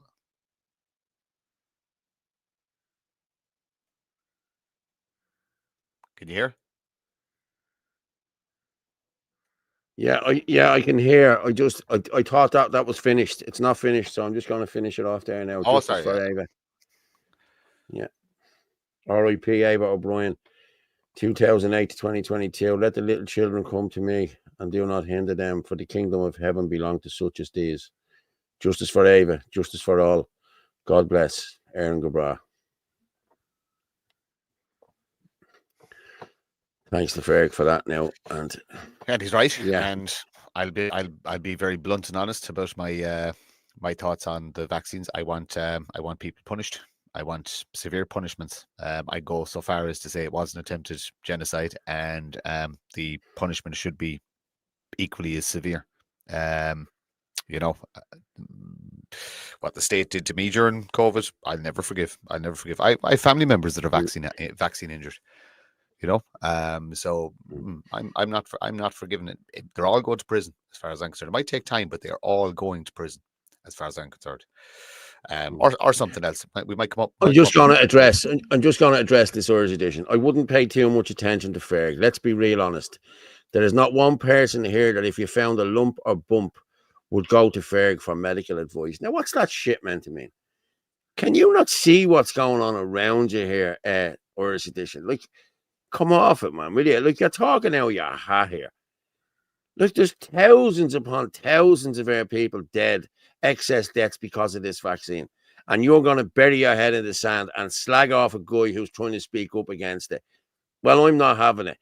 Any more of your shite like that now and you'll just be banned. Okay, you're a fucking lefty. But, sorry. No, it's just bullshit, you know. Yeah. Look, it doesn't matter. People with opinions like that look, and you have to remember, there's a lot of people walking around. Okay, what I've noticed is people are more than willing now to talk about it, and the majority of people who took the injections know they've been injured. They know that they've been violated. They know it was a scam. But if you have a potential ticking time bomb in your body, you don't want to think about it. You don't want to talk about it. You don't want to. I do understand that. I do understand that. But look, that the simple fact of the matter is we have to ensure that it never happens again. And Ireland signed up to the WHO agenda. So legally, this could happen again. Do you know what I mean? So it's, and they could, with the laws they're bringing in, they could be an awful lot more forceful. We have to make sure that, look, I go back to what I said, what got me in trouble the first time I said something. We should have put a few people swinging from trees back then when they actually started forcing this thing out, and one or two would have done it, and they would have got back in their box. But I for one, if the state ever attacks my physical body again, which they tried to do, and tried to bully and coerce me into taking a poison, I'm going to war, and that's it, and that is 100%, because I will fight to protect my body. You know, we must address at some stage as well the bloody the opt-in for the organ donation, that the state now owns your organs. Has the opt-out website gone up yet? If anybody in the chat knows, or you know what I mean, how do you get off the list, so to speak? I'm sure it'll be very interesting and very difficult to do. Yeah. Kevin Coyle, there was a video there. Someone said something about a video. Yeah, I think it's 10 o'clock in the morning, Kevin, the court case is. So anyone, come in and help us out there, because we need your help tomorrow in court 24, I think it is. I'm sure someone will throw it in there for me. I think it's court 24 in the High Court, 10 o'clock. If you could all make it in there and show your support for the people who took the court case and for the people of Coolock, please come in and do that. Thank you, everybody. Yeah.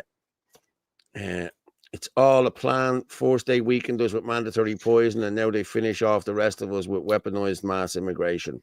Yeah. Yeah. That was actually that comment there. That was the same around most of the world, because the same thing happened in New Zealand and other places, Canada, as far as I know. That there was huge amounts of exemptions and people getting exemptions. Yeah. No needles at the end of the syringe, etc., etc., etc. Look, there was an attack on humanity by nefarious individuals, whether it be purely for profit or it was more nefarious to do with fertility and culling the population. We still don't have enough data, but we're not far off the 5-year mark. A lot of people said that you're gonna really see the effects of this 5 years after the rollout, and we're not far off it. I'd like somebody to do a study in relation to fertility levels in Ireland. You know what I mean? I'm not sure how you even start that or go about that, but just to measure it from now, do a 10-year study and see if fertility has actually been affected, because I've no doubt in my mind that the study will show that it has.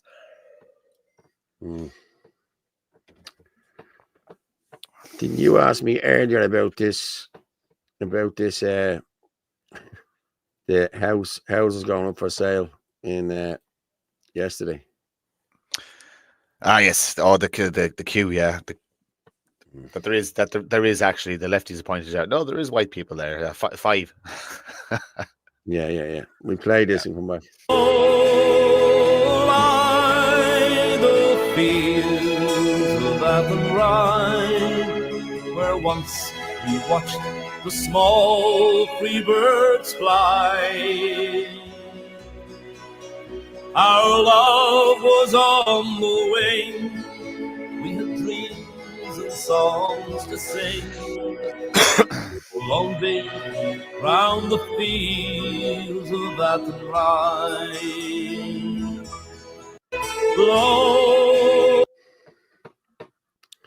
Wow, that's.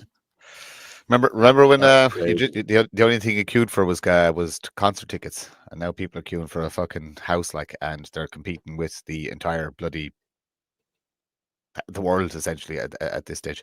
There's again, Paul, there's a policy written in relation to indigenous property rights, which is very, very important. You know what I mean? If we do ever get into to government, that if you're not from here, you're not owning land here. If you're a vulture fund, you're not owning land here. There's going to be strict rules on who can own property in this country, and it will be the indigenous Irish will own everything. It's as simple as that. You may over time earn the right, and you will earn it, to own property, where you've served the state, so to speak, and integrated into the system over a decade-long period. But outside of that, you're an Indian, you're an African, you're whatever. You're not getting a house here. You are not getting a house here. Whether you buy it or you will not be getting social housing, you'll be getting absolutely nothing. Okay, Jaden sent me in a thing here. You're all going home. What? No, I'm just saying, you're all going home. Exactly. Yeah, exactly. I'm getting all this Jewish. Listen, the Jews this, the Jews that, the Jews this, the Jews that. Listen, I don't support Palestine. I don't support Israel. I don't support anyone. You know what's going on over there is shit. I know it's shit, but it's not my problem. Listen, this country is our problem. Israel, Palestine, Syria, all them places. It's not our problem, lads. You just need to get off your arses and stop flying Palestinian bleeding flags and start flying a Nordish flag and get your shit together and take back this country. Simple. That's just the way it is. Jaden just sent me in a video there about immigration. So I play that now. It's only a minute long. So he said it's about immigration and about the border. So listen, I'm going to just drop off for a sec. I need to go to the little boys' room. So I'll let you. You held that for a while. Yeah, go on, work away. Yeah. We have held it for a while, yeah. Now, a brief message to all open border and liberalala libertarians, who will surely label this, you guessed it, as fascist. Now, in a fully privatized libertarian social order, there exists no such thing as a right to free immigration. Private property implies borders and the owner's right to exclude at will. And public property has borders as well. It is not unowned property. It is the property of domestic taxpayers and most definitely not the property of foreigners. And while it is true that the state is a criminal organization and that to entrust it with a task of border control will inevitably result in numerous injustices to both domestic residents and foreigners, it is also true that the state does something when it decides not to do anything about border control. And that under the present circumstances, if the state did not do anything about border control, that this will lead to even more and much graver injustices, in particular to the domestic citizenry, than any other policy. Yeah, I'd be saying lose the hearts and the bunny ears and the nonsense. Yeah. I didn't know what that fucking was there. Sorry. It's libertarian, the concept on property rights, and the actual the property itself has borders, and if you own a property, it's yours, and you know what I mean. It's a school of thought in relation to property. Property rights be very, very important in libertarianism, but I like the idea there of the state. If something is owned by the state, it's not owned by the state; it's owned by the indigenous tax-paying population. If you get me. That's an interesting concept. So technically, if you run with that school of thought, the taxpayers, the citizens of the country, could actually stop the state selling off assets. You know, like they sell off buildings and they sell off companies and they sell off the semi-states and stuff like that. So technically, the taxpayer should have final say in that, not civil servants or selected officials. Yeah. Where's all our co-hosts tonight? Like, that's fucking mental where our co-hosts are. And they're all on the beer, it's I'd say they are all on the gargle.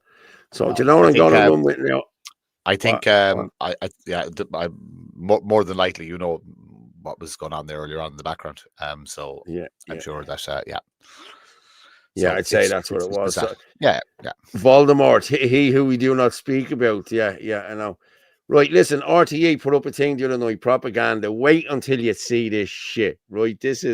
Have you seen this video, Martin, where RTE put up your man who, I used to think that everything was wrong. I used to follow Trump. I used to do this, and I lost all my friends because, did you see it? I seen a bit of it. I had to stop watching it. Yeah. Man, no. I have to let you see this. This is funny. Yeah. Is the guy with the long hair, is it? Honestly.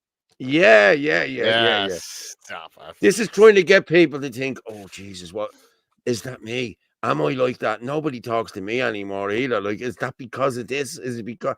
Wait, you see, the greatest load of shite, but it's 3.5 minutes long of RTE propaganda. Watch.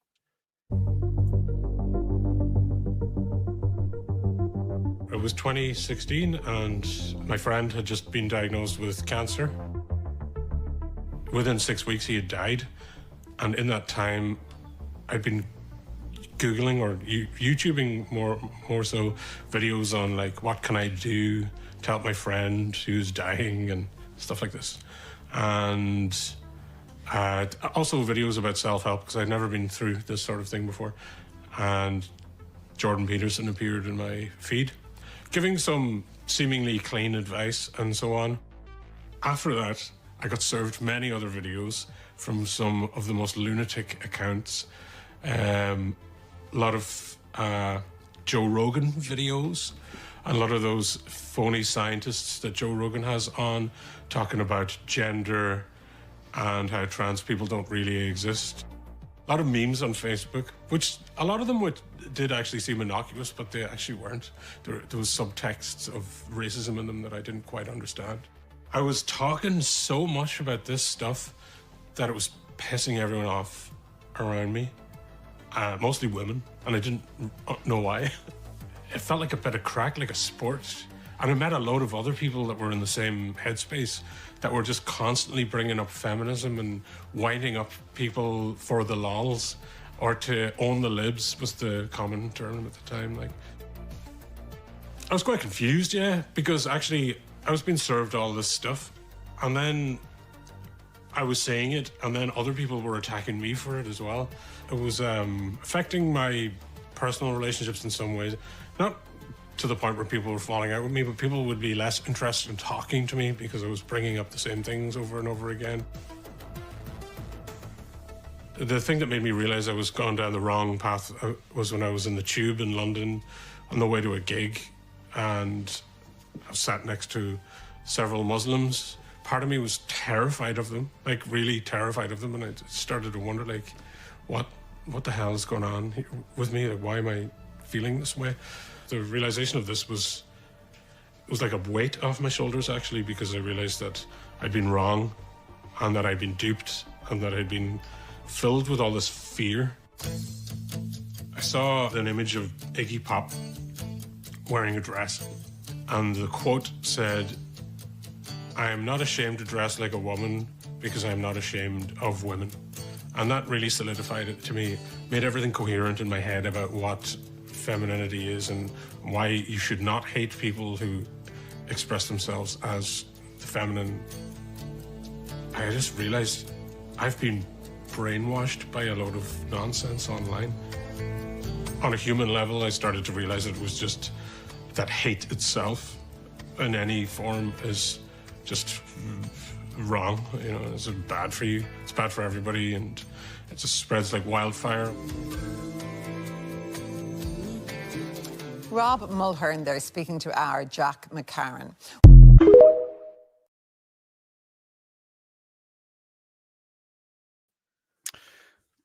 Paul's still in the jacks, so I have the whole stage to myself, so I'm going to go mad on this guy.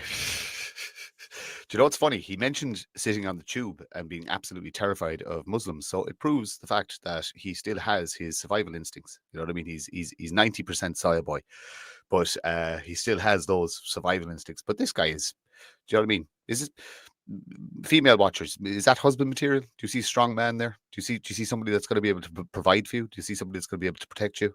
These mental weaklings are just they're I don't know.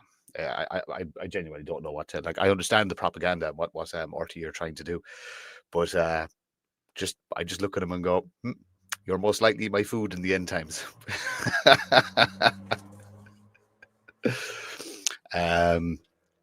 We'll fire up a couple of comments there. Someone said they think they need therapy after watching that. Wow, like Jesus Christ, man, it's ridiculous, isn't it? Yeah, but there's no, but there's a whole generation of them out there. Do you know what I mean? They're just, how did we let this happen? Do you know what I mean? Yeah. I look at like, whatever age he's probably in his 30s or whatever he is. But I look at my kids and I look at, do you know what I mean? I'm gonna say raised animals, but they're hardy, like, you know what I mean? They're not. There's none of them weak. They all can think. There's not. What raised that? Yeah. What dad allowed that to form and grow into a person? Flourish. You know what I mean? Yeah, to flourish. Yeah. I don't know. He should have been drowned off of that birth. You know what I mean? I wouldn't go that far. But I have to kick up the odd. You have to give it to them, like, you know what I mean? The way they put it together, and it got people thinking. It got me thinking as well. And saying, Jesus, people stop talking to me as well. But anyone with a weak brain or a weak mind would say, "Oh, Jesus, that must be me." You know, I better stop doing what I'm doing here. You know what I mean? I might get on my friends back again. You know what I mean? Like the friends I've lost weren't friends, as far as I'm concerned. You know what I mean? They were gobshites as far as I'm concerned, you know? Like a lot of people fell for this, you know? I'd be the exact opposite. Like I have a network of people I call friends now that is 50 times bigger than what I had, would say, before COVID started and stuff like that. Yeah, I'm the same. Yeah, I'm the same. It's a case of, you know, we sought each other out, and we've a fantastic community and network all around the country, and the thousands of people watching here. Look, the reality is we're right, and the masses are waking up. It's taken them a long time, but there's a definite turn in the tide, and like I said, it's probably still going to get worse before it gets better. But people are definitely waking up. But like the propaganda is relentless. It's just relentless. It never ever stops. Jaden's at the coming on there. Well, if Anthony doesn't hop on in the next 5 minutes, I will send in what I made.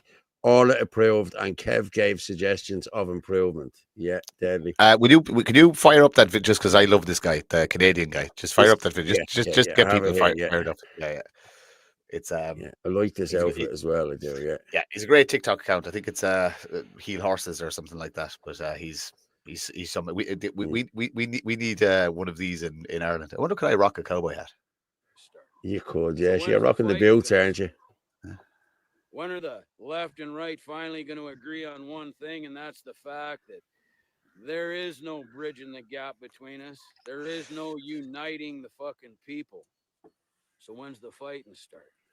Because I don't know about the rest of you, but I'm sick and fucking tired of the corruption, the lies, the deceit, and the greed that goes on in our parliamentary system. Our inner cities have turned into a living fucking hell. Canada, our once great nation, in the last 9 years has turned into a third world country. Our government spends billions upon billions of dollars overseas while our Canadian citizens starve in the fucking streets. Kids go without meals. And now our fucking federal government has decided that they're going to allow kids down to the age of 12 years old to seek out medical assistance in death without their parents' consent. Enough's enough. When's the fucking fighting start? I love that guy. I love He is that guy. good. He is good. I have to say, he is good. Yeah. So hey, there's the question: What now, Irishman, and when does the fighting start? Yeah, because the fighting does need to start. Definitely needs to start. Yeah. We have did I pull up Gavin? But I'm gonna just text Anthony there to see. I know he wanted to come on and talk about Roscommon. Roscommon, yeah. Yeah. Did he put up any videos or anything? He didn't put them up, yeah. Yeah. No, he definitely did want to come on and talk about Roscommon. Yeah, no, I know that. Yeah, that's why I want to text him now to see, is he coming on?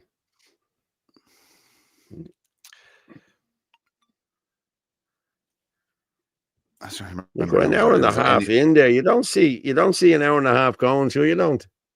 Yeah, it's fast. Yeah, it always goes fast. But I'm just wondering, was there any other stories that that popped up on the timeline? Well, Orla sent me loads of stuff, but like, I'd rather have Orla on to talk about this because she sends on loads of stuff, just in case we need to use these.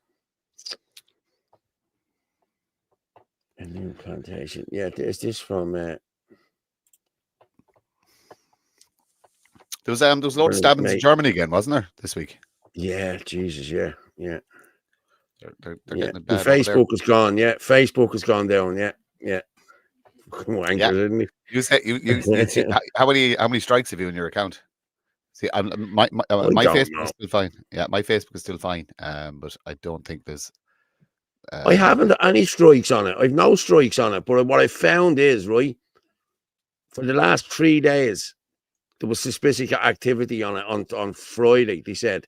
So they took it down after the show on Thursday night. It was taken down. So I had to go in and do all my passwords again. Then on Saturday, the same thing happened. And again today, this has happened. And I only got it sorted before I come on air. Someone's hacking you, so it's someone's hacking me, all right. Yeah. John Wayne warned us about the Indians. Yeah, he did. Yeah. Facebook is down again. Yeah. Did Anthony just text me back there? Just bear with me there. No, he didn't. No, you're on the boy list. What did you do? I don't know what I did. Look, you know what I mean? What did you do? I didn't do anything. But it's just as well. I didn't go on the pitch. You'd have been stuck here on your own, mate. I would have waffled on, probably, said the most extreme things, completely uncontrolled, completely unhinged, and you'd all have to deal with the fallout of it tomorrow. yeah, exactly. Yeah, she sent this over here. I know. I can't be left in the room on my own. Yeah, I know. Yeah. Ireland may lack robust asylum seeker checks over EU database exclusion. Immigration officials in Ireland may not be able to perform robust identity checks and security screening on asylum seekers due to the country's lack of access to the EU security databases. A new implementation plan for the EU Pact on Migration and Asylum, which is due to come into force next year, states that Ireland may not be able to carry out the most robust identity validation due to the country's exclusion from the Schengen area and related IT border security systems. The plan prepared for the government warns of a concern that Ireland may not be able to adequately conduct, but they're not conducting it at the minute either. So what difference does it make? Because it will not have access to the EU's entry-exit system, the European Travel Information and Authorization System, and the EU Visa Information System. The EU's entry-exit system is a new IT system to help member states to manage the EU's external borders. It will be operational in October of this year. It will record the date and place of each entry and exit, facial images and fingerprints of travellers to the EU, and whether an individual has been refused entry to the country. So why aren't we getting Why aren't we getting access to that? What? Okay, so let's just devil's advocate for a minute. It doesn't matter whether we've access to it or not, because the UK is a non-EU country, and the access to Ireland from mainland Europe is through the UK. That's where they cross from France over to England, and then England to Ireland, unless they're flying in here. You know what I mean, and destroying their paperwork when they land. So it's the only border security we need to concern ourselves with is our own border security, which means we need our coastline secured, we need our ports secured, and we need our airports secured, and we should have large holding facilities at all the points of entry, where anybody who cannot produce a valid passport is detained until you find out exactly who they are. And given a period, if you haven't ascertained who they are within, let's say, a period of 1 week, then you put them on a flight and you send them back. And I'd be happy for the taxpayer to burden the cost of that, do a deal with Michael Leary for re-immigration flights, cheap flights out of the country, and just send them packing. 1 week to find out who you are. If you can't find out who you are, good luck. And if it's the case of you've no reason to be here, good luck. Yeah, I just want to give a big shout out to Bridie. She's sitting there with Chris. Bridie, fair play to you. Thanks for watching. Chris, thanks for watching. And a shout out to Teresa, which is Ferg's mother-in-law. Teresa, thanks for watching. You're a staunch. You watch every night. Thanks very much. But again, Bridie, this one's for you. Take care, Bridie. But here we have Rapunzel, have we? Hello there. How are you? Can you not come up with a different name? No, I just have this. Is why I have to wear this all the time. Yeah, well, hey, listen. I was told you're not to be slagging me age either. Okay, I was talking to a friend of mine tonight, and she said, "Tell her to stop that joke is gone now." So, right, that joke is gone now, isn't it, Martin? But we're just telling the truth. I mean, Jaden has proof. So, no, he I mean, he does. He has you there beside. He's a video coming up there with you and Abraham Lincoln. So, there's the proof. Sorry. Tweaks were made. Oh, here. Orla, where were you? It's just a video. Just doing a bit of stuff behind the scenes. Oh, listen, you're the best at the behind the scenes stuff. I have to say, you're the best at it. I actually have to give you those account details to remember we talked about the Facebook and Instagram, so we'll do that after the show tonight. Oh, did you know? Oh, yeah. You're getting some more work, lads. We're hitting 1,300 there. Fair play to everyone. There's only 24 hours in the day, so I mean, like, we'll make more hours. We'll make more hours. No, do you know what? I agree, Orla, right? And you should be working all 24 of them. No more sleep, no more eating, no. Hold on. With what I do on social media, I am working pretty much 24 hours a day. Yeah, you are. You're brilliant. You try running all the accounts I run and have time to sleep and do whatever else. Not even for a second. I wouldn't touch that with a barge pole. No, you do some work. Absolutely fantastic work. I feel that. So, yeah, I have two more accounts to throw at you. So the older the fiddle, the sweeter the tune, Paul. Yeah, so they say. Hey, listen. See that, Martin? Huh? Yeah. The older the fiddle, the sweeter the tune. Yeah, there. The older the fiddle, the sweeter the tune. Yeah.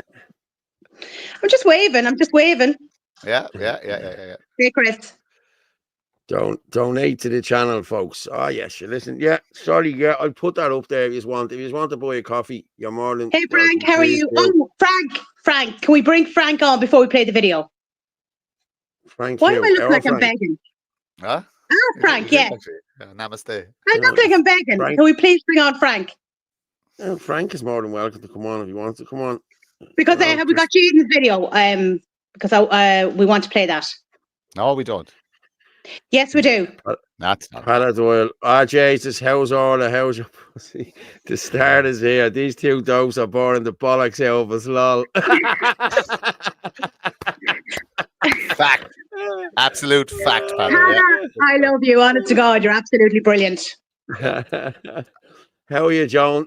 Joan's just dropped in there. How are you, Joan? I'll see you in the morning. Is it 10 o'clock, Joan? Just give me a thumbs up for it is 10 o'clock. I'll be in there from 10, yeah. Court 24 it is. While obviously we all love Ferg and it's great to give a shout out to his mother. Martin's sitting there, whose mother watches us all the time. Emer, hi Emer. I'll give you a shout out. Never mind about your son. Get out the wooden spoon from him.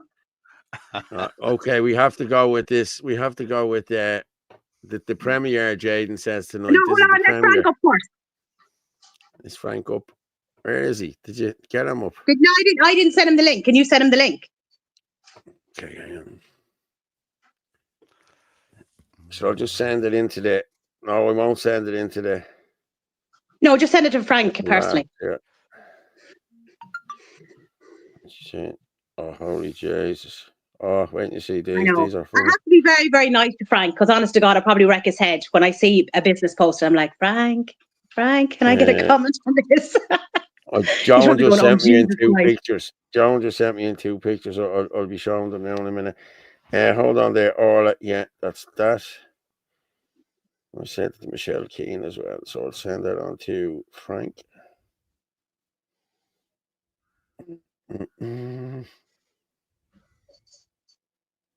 Frank Conway.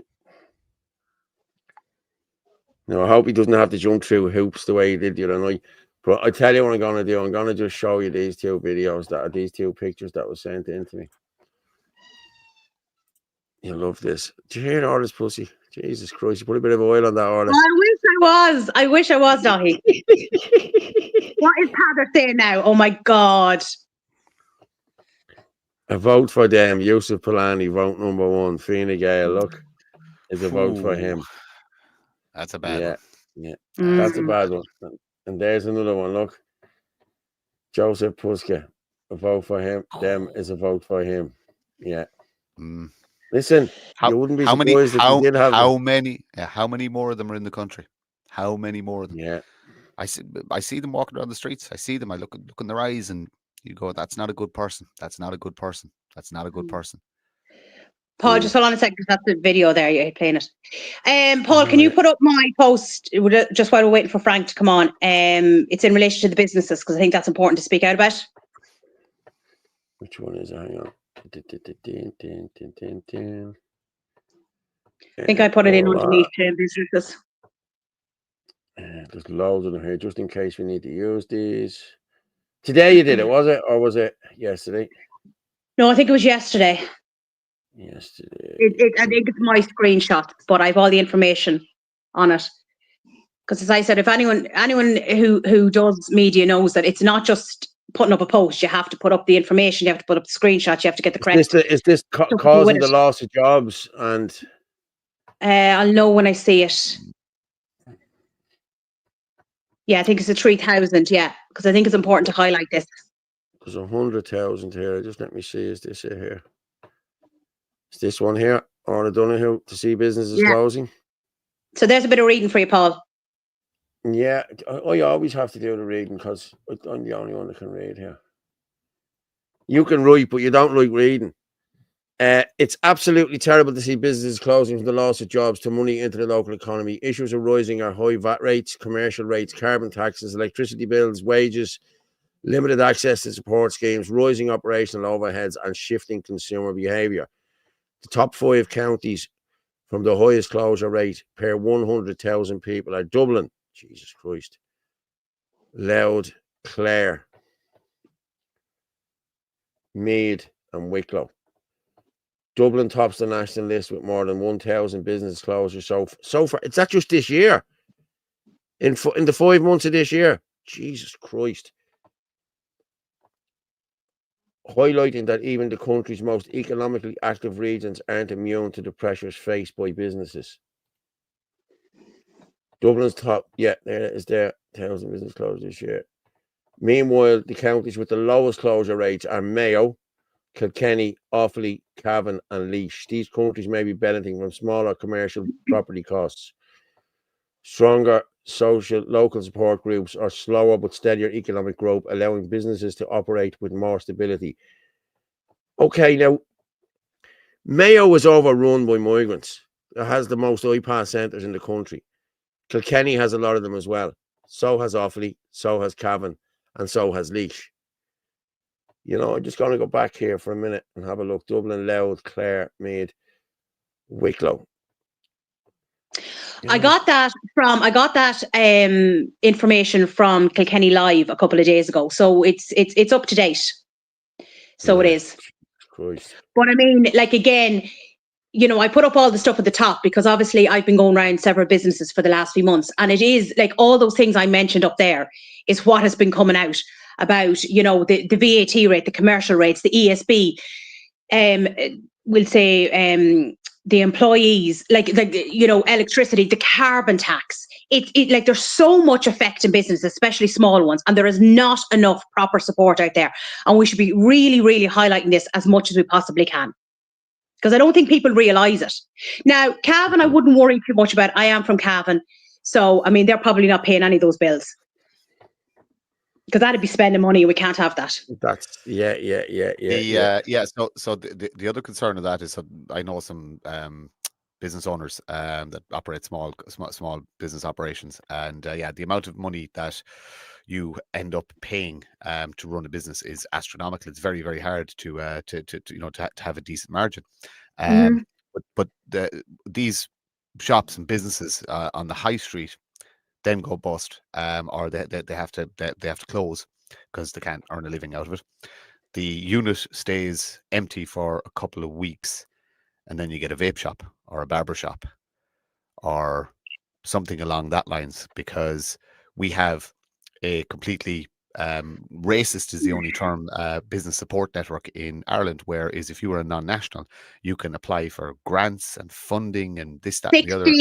60,000 over 3 years is what they get. So that is why there are so many Turkish barbers, you know, kebab shops, vape shops, etc., etc. Yeah, phone accessory shops. Yeah. So again, go back to support your local business. Boycott foreign businesses. It's the only way you keep it. You know what I mean? Because if an Irish business closes, it's never coming back. It's never ever coming back. You know what I mean? Because if somebody has made that decision, if somebody's had a business for, or even the amount of family business, generational businesses, you know what I mean, that might be 3 generations deep. The amount of them going to the wall, they're never going to open again unless you support them. So, like I said, if you're, do you know what? It's the slice of bread and the jar of coffee is a little bit more expensive in your local shop. So what? Do you know what? Just go and spend the money there in your local shop. Your local butchers, you know, you're getting better quality product, so do spend the extra bit of money. You know what I mean? Go to an Irish barber. You know, if you're, you know, support the local boutique or whatever, but support Irish business, and we'll starve these fuckers out of the country, and then we'll fucking deport them all. But there is something, because the woman that I'd be friendly with down here in Carlow, and she's a lovely woman, herself and her husband, I know them, and they support a lot of we'd say local charities and things like that, the schools and all that, with vouchers and everything like that. And hey Frank. Hey, how are you getting on? So as I was saying, they're from Malta, right? And they are absolutely and utterly, totally against what's going on, because obviously they're Catholic. Their country's been utterly destroyed by migrants over there. And they're after opening up, they have like a cafe, and they're after opening their second business. And she was telling me they got no grant. They had to do it themselves. So there must be some sort of, I don't know, who can and cannot get it in relation to foreigners. Do you know what I mean? Because technically they're foreign, and they didn't get it. They had to spend their own money. Yeah, just someone's at the send of me. And do you know Extravision in Carlow? Yes. Do you know where that is, Orla? Yeah. Yes. Okay. Well, then I'm just going to share this. That shop has been closed for a long time. Yeah, and then somebody just mentioned that there's work going on inside it, but we don't know what sort of work it is. See what's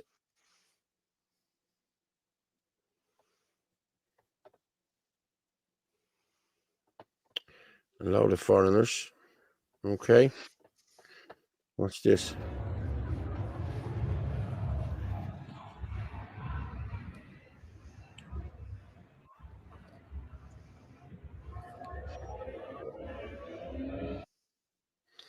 Seems to be a lot of flat pack stuff going into it.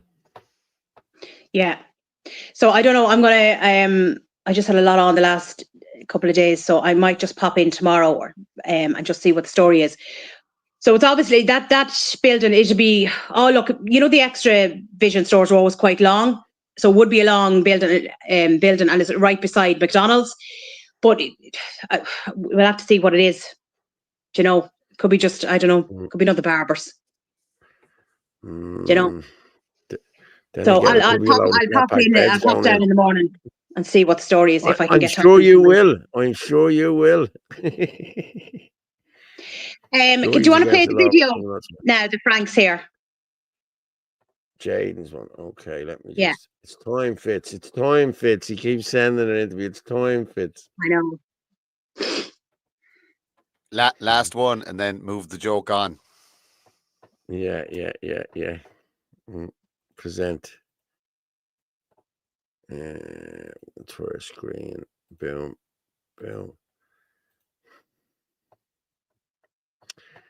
Right, let's go. I always deliver.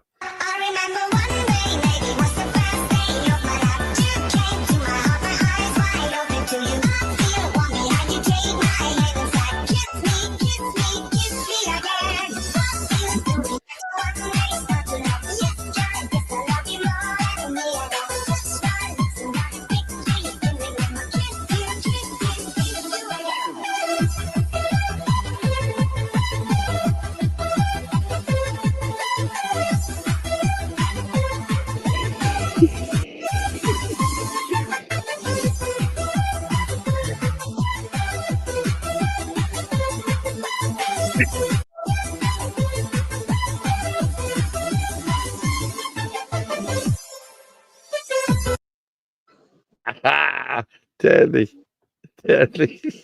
I take it back. I thought this was going to be doing the age joke again, but that's very good. No, that was quite good. No, that's because what did you ask for, Martin? Remember you asked to be on like a dragon or with a dragon or something like that?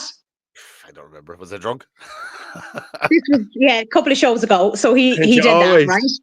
Yeah, and I'm just laughing. I look like I'm in my 50s, which I'm not. I'm well away from it. Tell you what, I was like, but I love all the animal things. That's fine. But I'll tell you who looks fucking great in it. I look as though I'm in my 40s. It's brilliant. Fair play to Jaden. Sorry, I'll just curse. Second, sorry, but it's okay. Frank, I don't know what did you give him a couple of like 50 or something, because he has you looking bloody great in it. The rest of us are a bit so. I don't know. He has me looking all right. I don't know about that now. You know what I mean? Can I ask who drinks a pint of Guinness, picking up the pint with two hands? I'm old. Why are you drinking out of a 2-pint glass? Oh yeah, I know. Believe it or not, I actually own one of those. Yeah. Oh yeah, I have a proper like. It's hard to lift. Frank, he got off the dragon and he was a bit shaky, so that's why he's holding it in two hands. He probably gave a pint of blood. What AI tool is that? I don't know. Jaden, you come in. He told me before. I just can't think of it. Just fire Jaden. Fire it in the chat there, will you? Which whatever tool you're using. Yeah. He has me in a suit reading a newspaper, does he? No, but he has me. Like, you look really good, Frank. Honest to God, you look like so professional looking. Do you know? So you do. And then that you looks think like poor me, Tom, like with the shorter hair, not so long ago as well. You know. And then poor Tom, he's talking to somebody in their sleep. I didn't pick that up. I didn't cop that again. Yeah. Paul, actually, do you know what, Paul? Will you play it again? Because people need just to watch it again. Just watch it again. Just watch Tom. I thought he knocked someone out though, but no, I think you're right there. Now we're not insinuating that he put them to sleep. We're not insinuating that.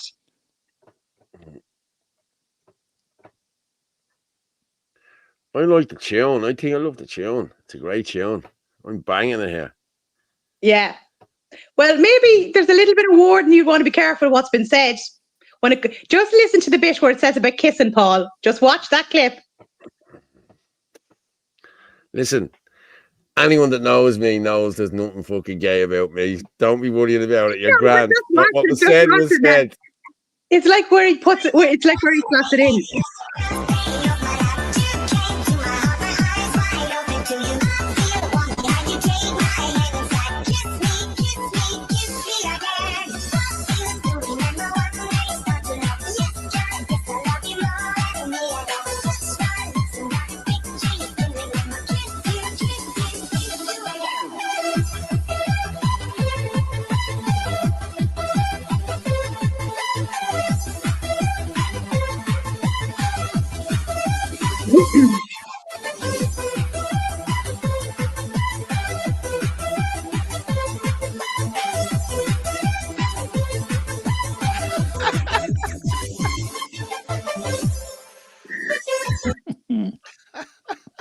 Brilliant.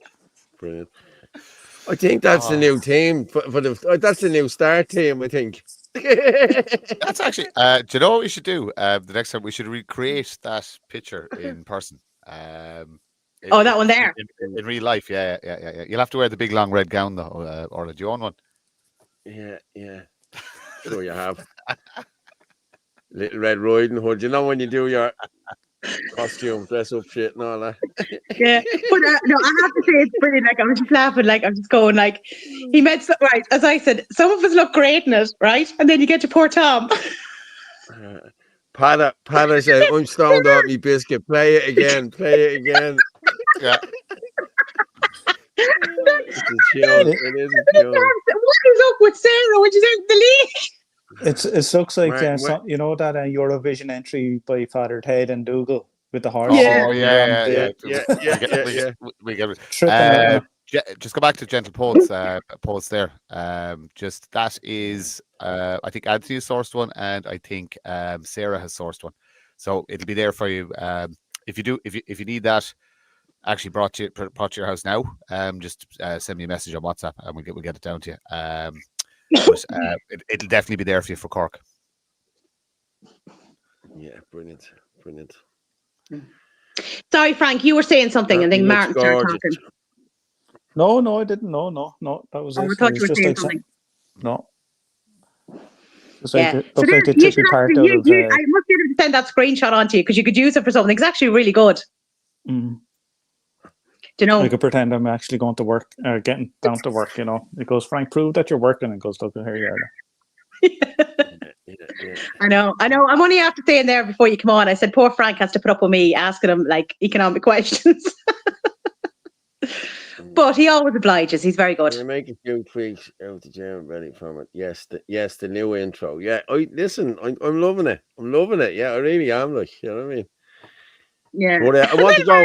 I want to talk. Around the table on the 7th, and Martin there like this, like, you know.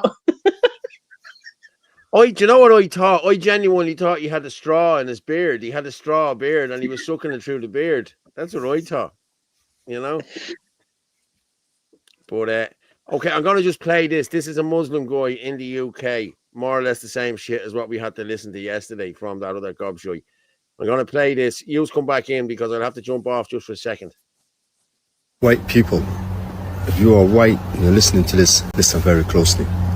Lately, I've been seeing many of you complaining about Islam and the immigration and stuff like that. And I'm going to separate the white people in two categories. The Americans, Canadians, and Australians do not count because they are white people that live in a country that's not theirs. You guys have invaded those lands from the rightful owners. So when you guys get back to Europe, then we can talk. But for the European white people complaining about immigration and Islam, first of all, I want to tell you that Islam is going to take over every single square inch of the globe. And you guys might think that it's going to be us, dark-skinned people, that are going to take over. No, it's going to be your own people. As you can see how fast Islam is growing, in the next 10 to 15 years, every white person is going to have a Muslim member in his family. Nowadays, you see white Europeans with blue eyes and blonde hair reverting back to the truth because they have finally seen the truth. And the thing is, there's nothing you guys can do to stop it. You guys can hate Islam as much as you want, and I want to thank the Western media for spreading Islam. A lot of weak-minded Muslims think that the media is picking on us and bullying us, but really and truly the Western media is working with us. They have succeeded in spreading Islam, but intentionally. And a lot of people did not know about Islam, but nowadays we are the most talked about religion on the media, and thanks to the Western media for spreading the truth. And so I want to say there's nothing you guys can do to stop Islam, nothing. And Also, just to add it, the weak Muslims are the ones.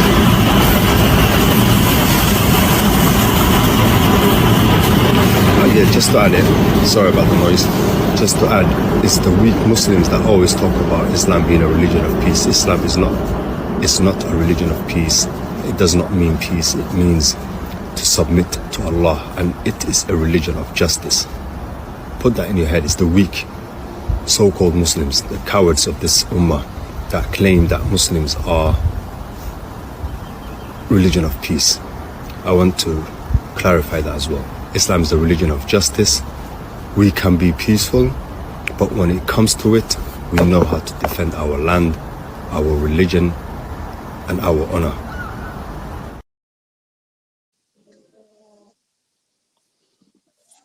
Well, he's not wrong, is he? What the media are doing.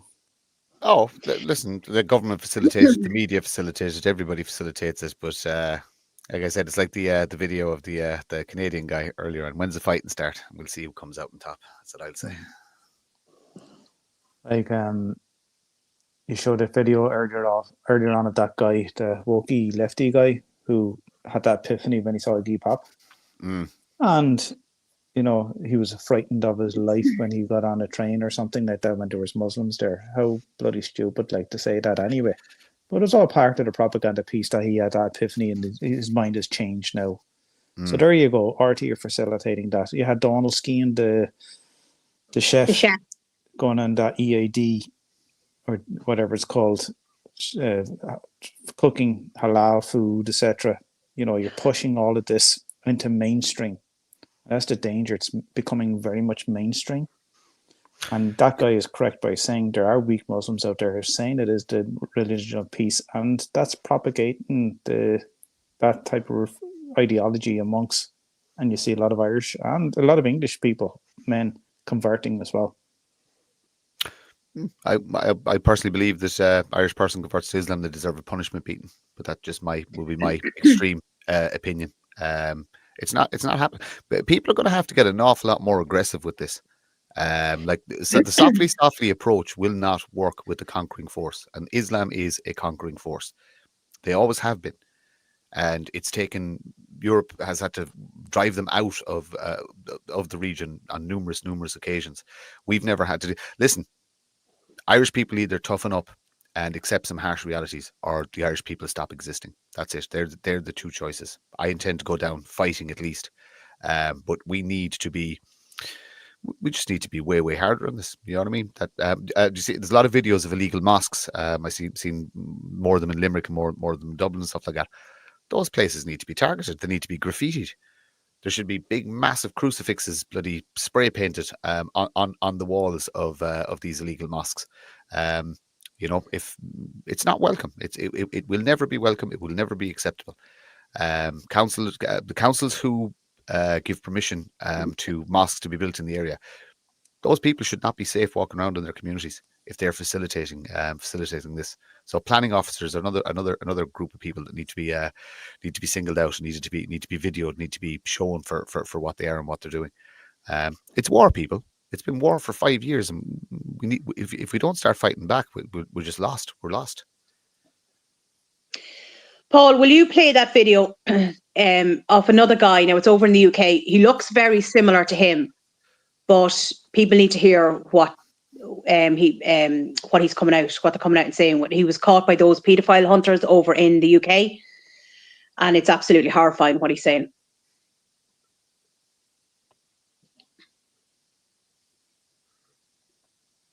Man trying to get a 14-year-old child, Yeah, that's it.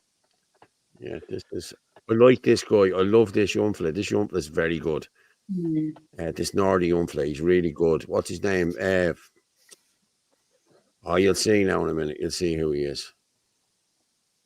But he's very good, this young fella. Girl, you had arranged to meet her, to take her back to your house for sex. You're not 18. No, I didn't say nothing about sex. That's what you're wrong. So you agreed to meet, you have been speaking to a 14-year-old.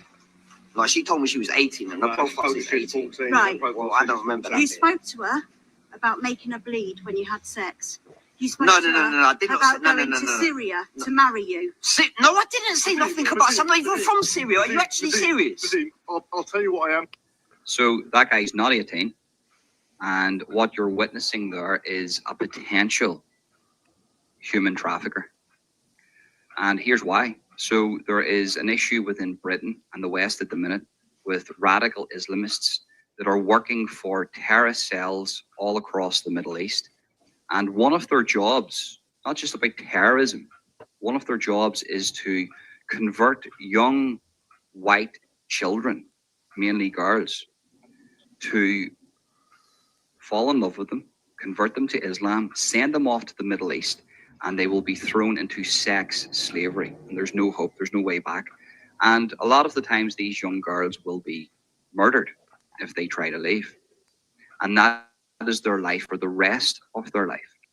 And that is a real thing. And not just, it just doesn't happen with young white British girls, but it does happen within the sort of the Islamic community itself with Muslim girls, with the radicals. But mainly they go for young white Christian girls, children between the ages of 12 and 18 to send them over to the Middle East into sex slavery.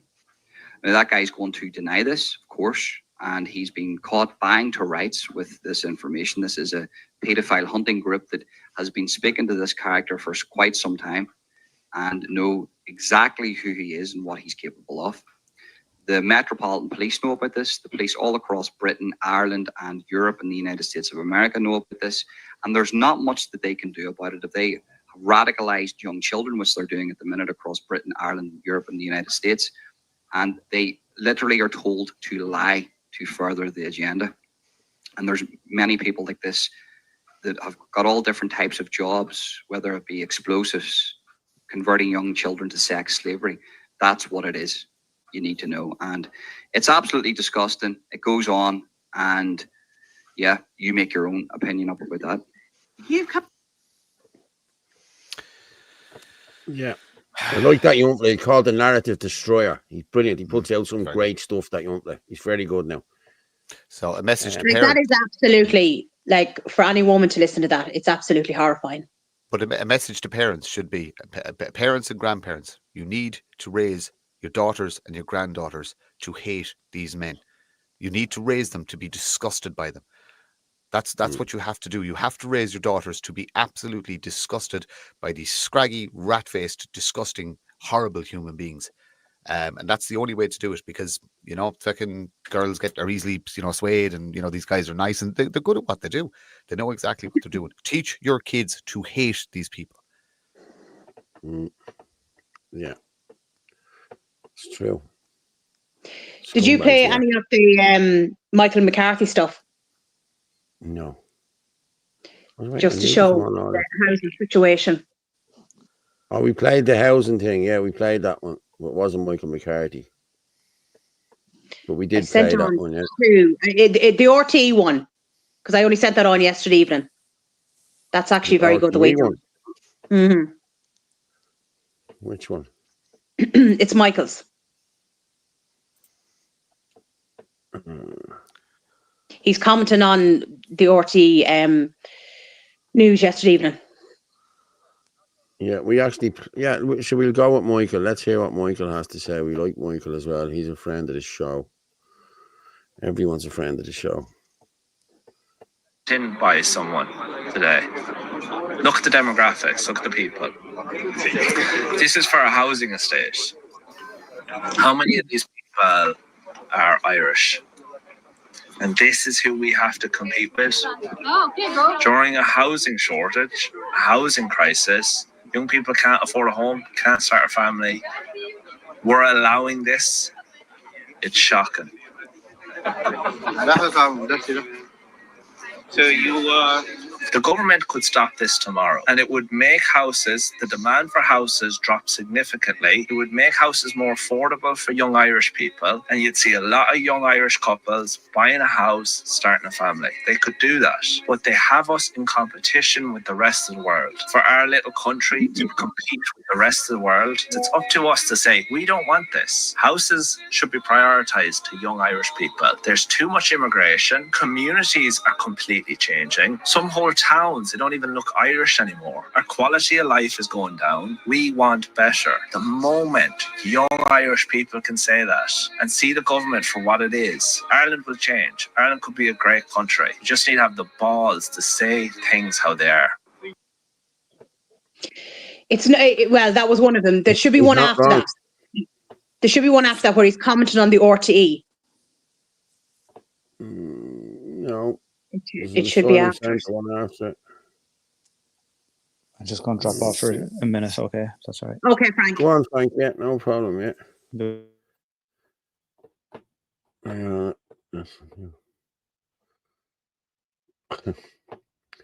Look at his profile picture. He looks like look at his profile picture. He looks like some sort of a rock star or something. Yeah. Economic rock star. Oh, I'm not seeing that in here. I see that one all right. I'm not seeing another one. The other one. There should be the one from. Yeah, there should be the one from because the way he done it was very good. He commented on the RTE News. Can you play it from X if you go onto his page, or do you have to download it? No, I can play it from X. Yeah, it's only from yesterday evening, so it won't take. It'll only be a couple of posts down. Ferg, good night and God bless, Ferg. Yeah, I know you're up early in the morning. I'm up early myself in the morning, Ferg. Good night and God bless and take care. Good night, Ferg. I'll just let me see his Twitter page. Yeah, he's very good. I love the way he does his videos. Yeah, Michael McCarthy. There's so many people creating so much good content for Michael. There's tons and tons. There's now definitely enough content out there to put it all in one channel. Get all these people together and say, right, let's now start our rival to RTE and TV3. You know, just a matter of getting everybody in the room together, sitting down, going, look, just are you willing to share your content? You know what I mean? Will you give an hour slot? You know what I mean? Will you just record something, send it on, and just hand it over to a production team?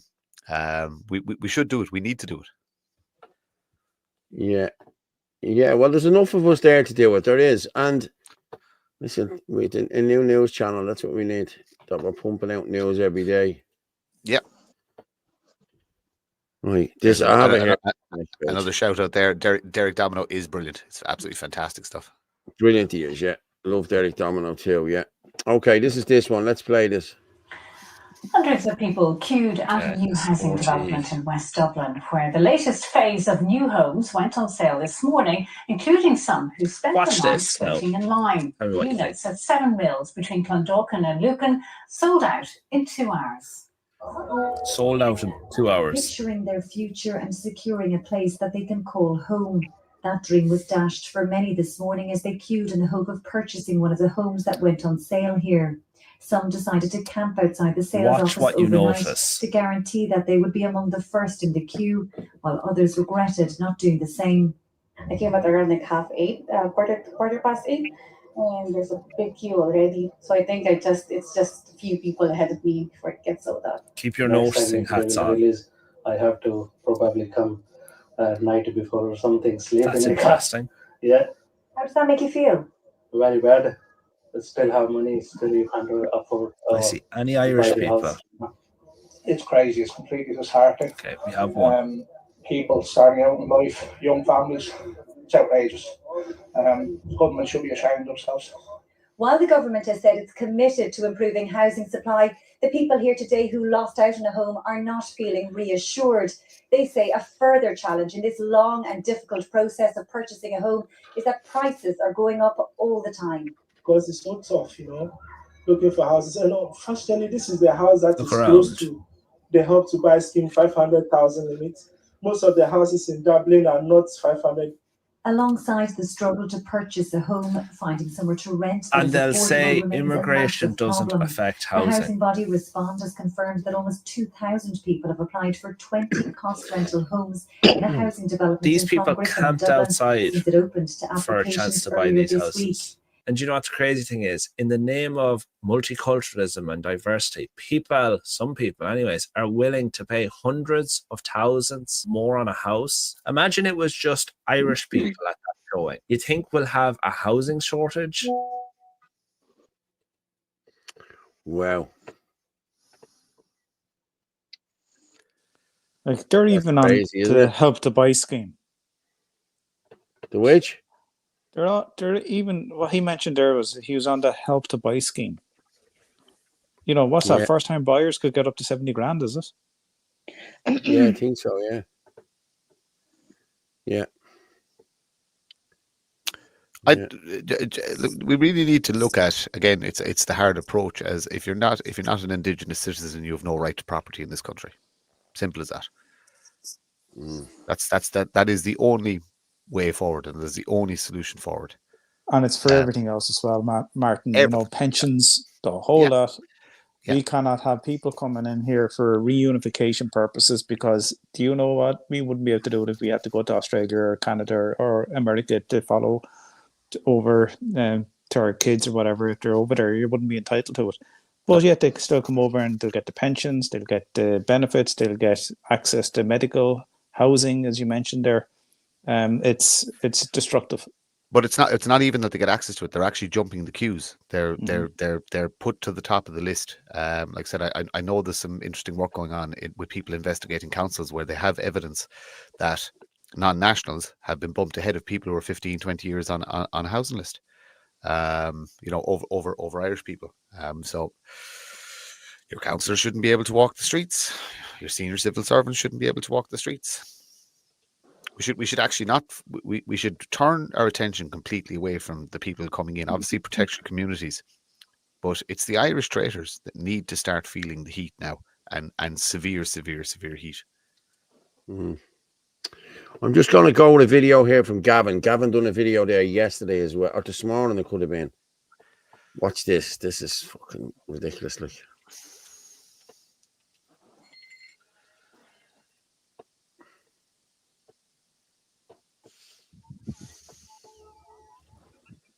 They're playing cricket.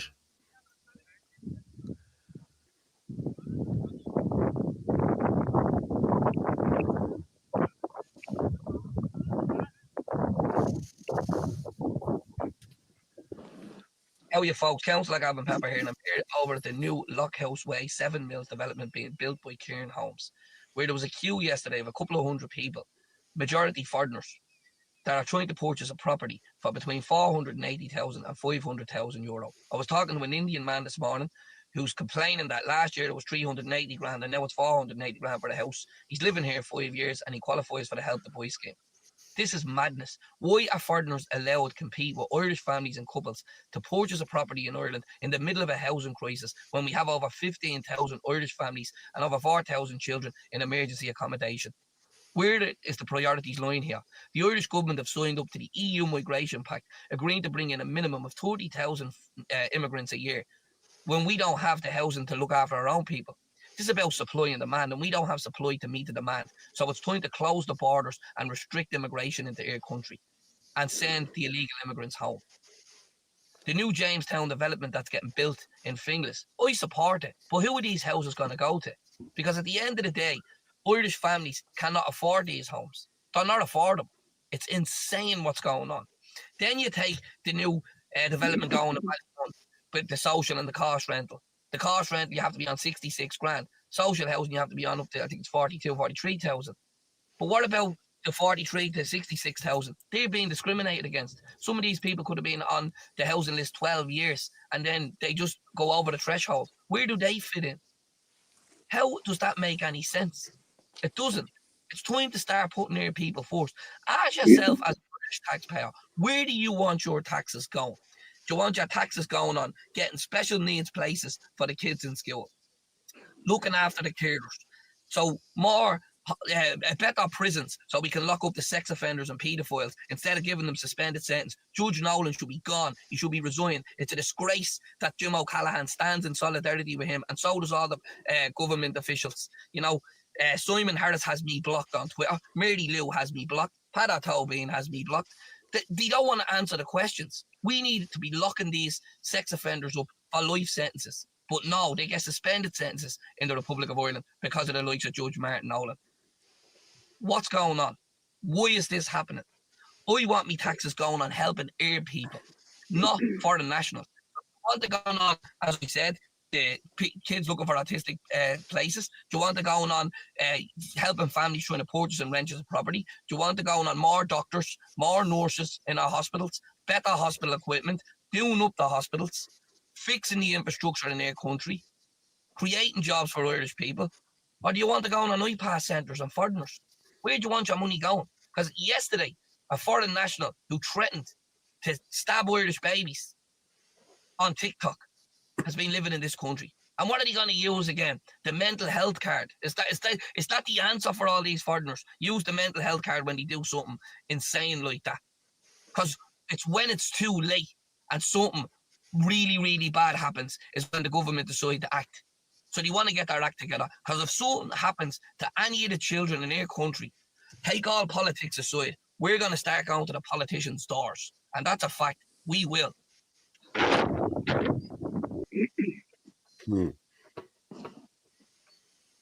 Yeah. No, he's right. He is right. He's dead right. Someone just posted up there as well that Judge Nolan's laptop should be forensically examined. Yeah. I think I sent that stuff on from the other day with Judge Nolan. Like another, what was it, over 900 images. And the man got a suspended sentence. You can't disagree with anything Gavin Pepper says. You can't, because he calls it out for what it is. You know what I mean? That's one thing about him. And he's been there from day one calling it out. You know what I mean? He hasn't backtracked. He never does. What about Grip TV?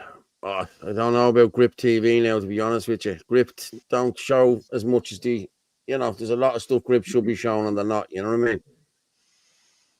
What about Fitzy TV or Ireland Force TV or, we'll do something, don't you worry. We'll get something off the ground here now. But we need to bring people on board with us here that are going to, like content creators, the likes of that Jack McCarthy, Derek Domino, Ferg, the likes of the Irish Git.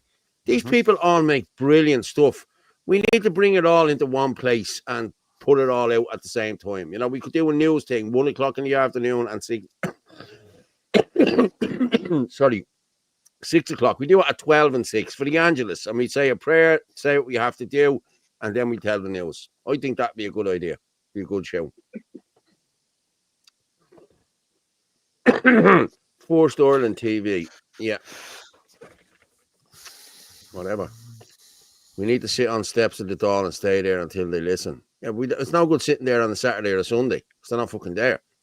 We need to be sitting there on a Tuesday when they come in. You know what I mean? And couple of thousand of us go up there now, they'd see it, and and don't let them know we're going, roll on the blast in June. That must be the big one.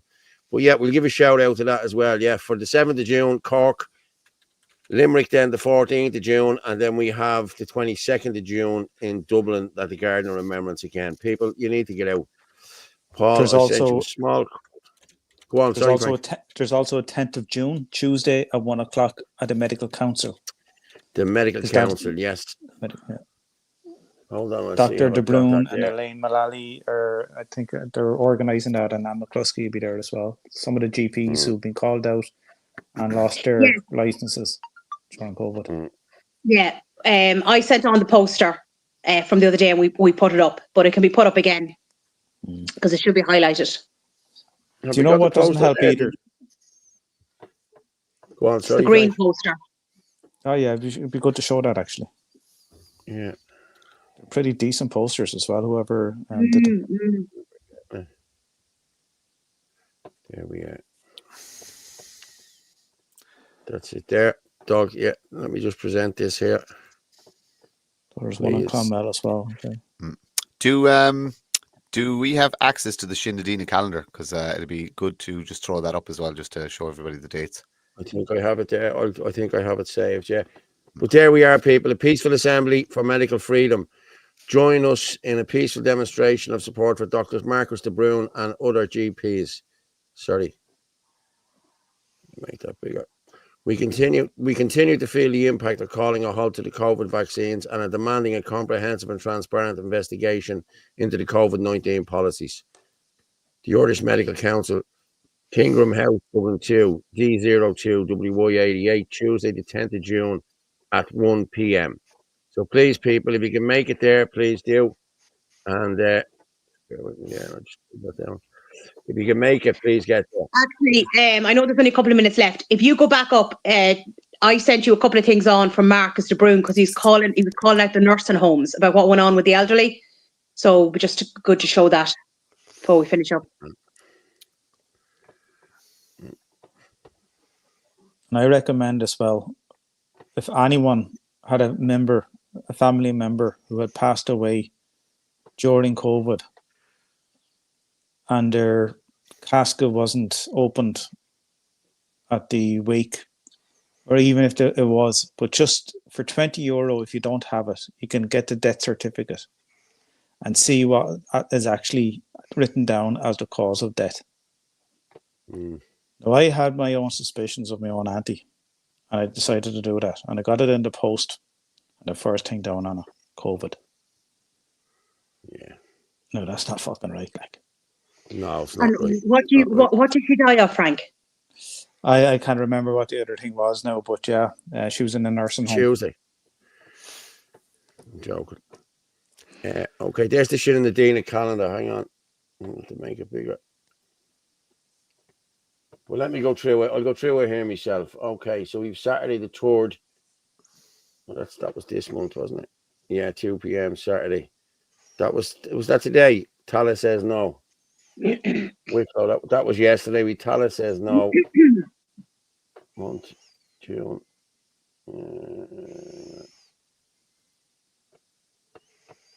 May, June. There's June. June, we have the national protest in Cork on the 7th of June. We have the Medical Freedom Assembly on the 10th of June. We have the 1 p.m. Limerick Says No rally on the 14th of June. We have the national rally in Dublin on the 22nd of June. And we have a homesteading. And then we have 5 p.m. Ireland Force public meeting. Okay, that's on the 28th. That's us, yeah. We have the public meeting in the Black Forge. So that's what's going on with Shin and Adina for the next couple. So my dad got the jab. One my dad got the jab 3 weeks ago. He is dead now. Jesus, so sorry. Which one? God, I'm sorry. Well, his dad got the jab 3 weeks ago. He's dead now. Oh my God, I'm so sorry to hear that, mate.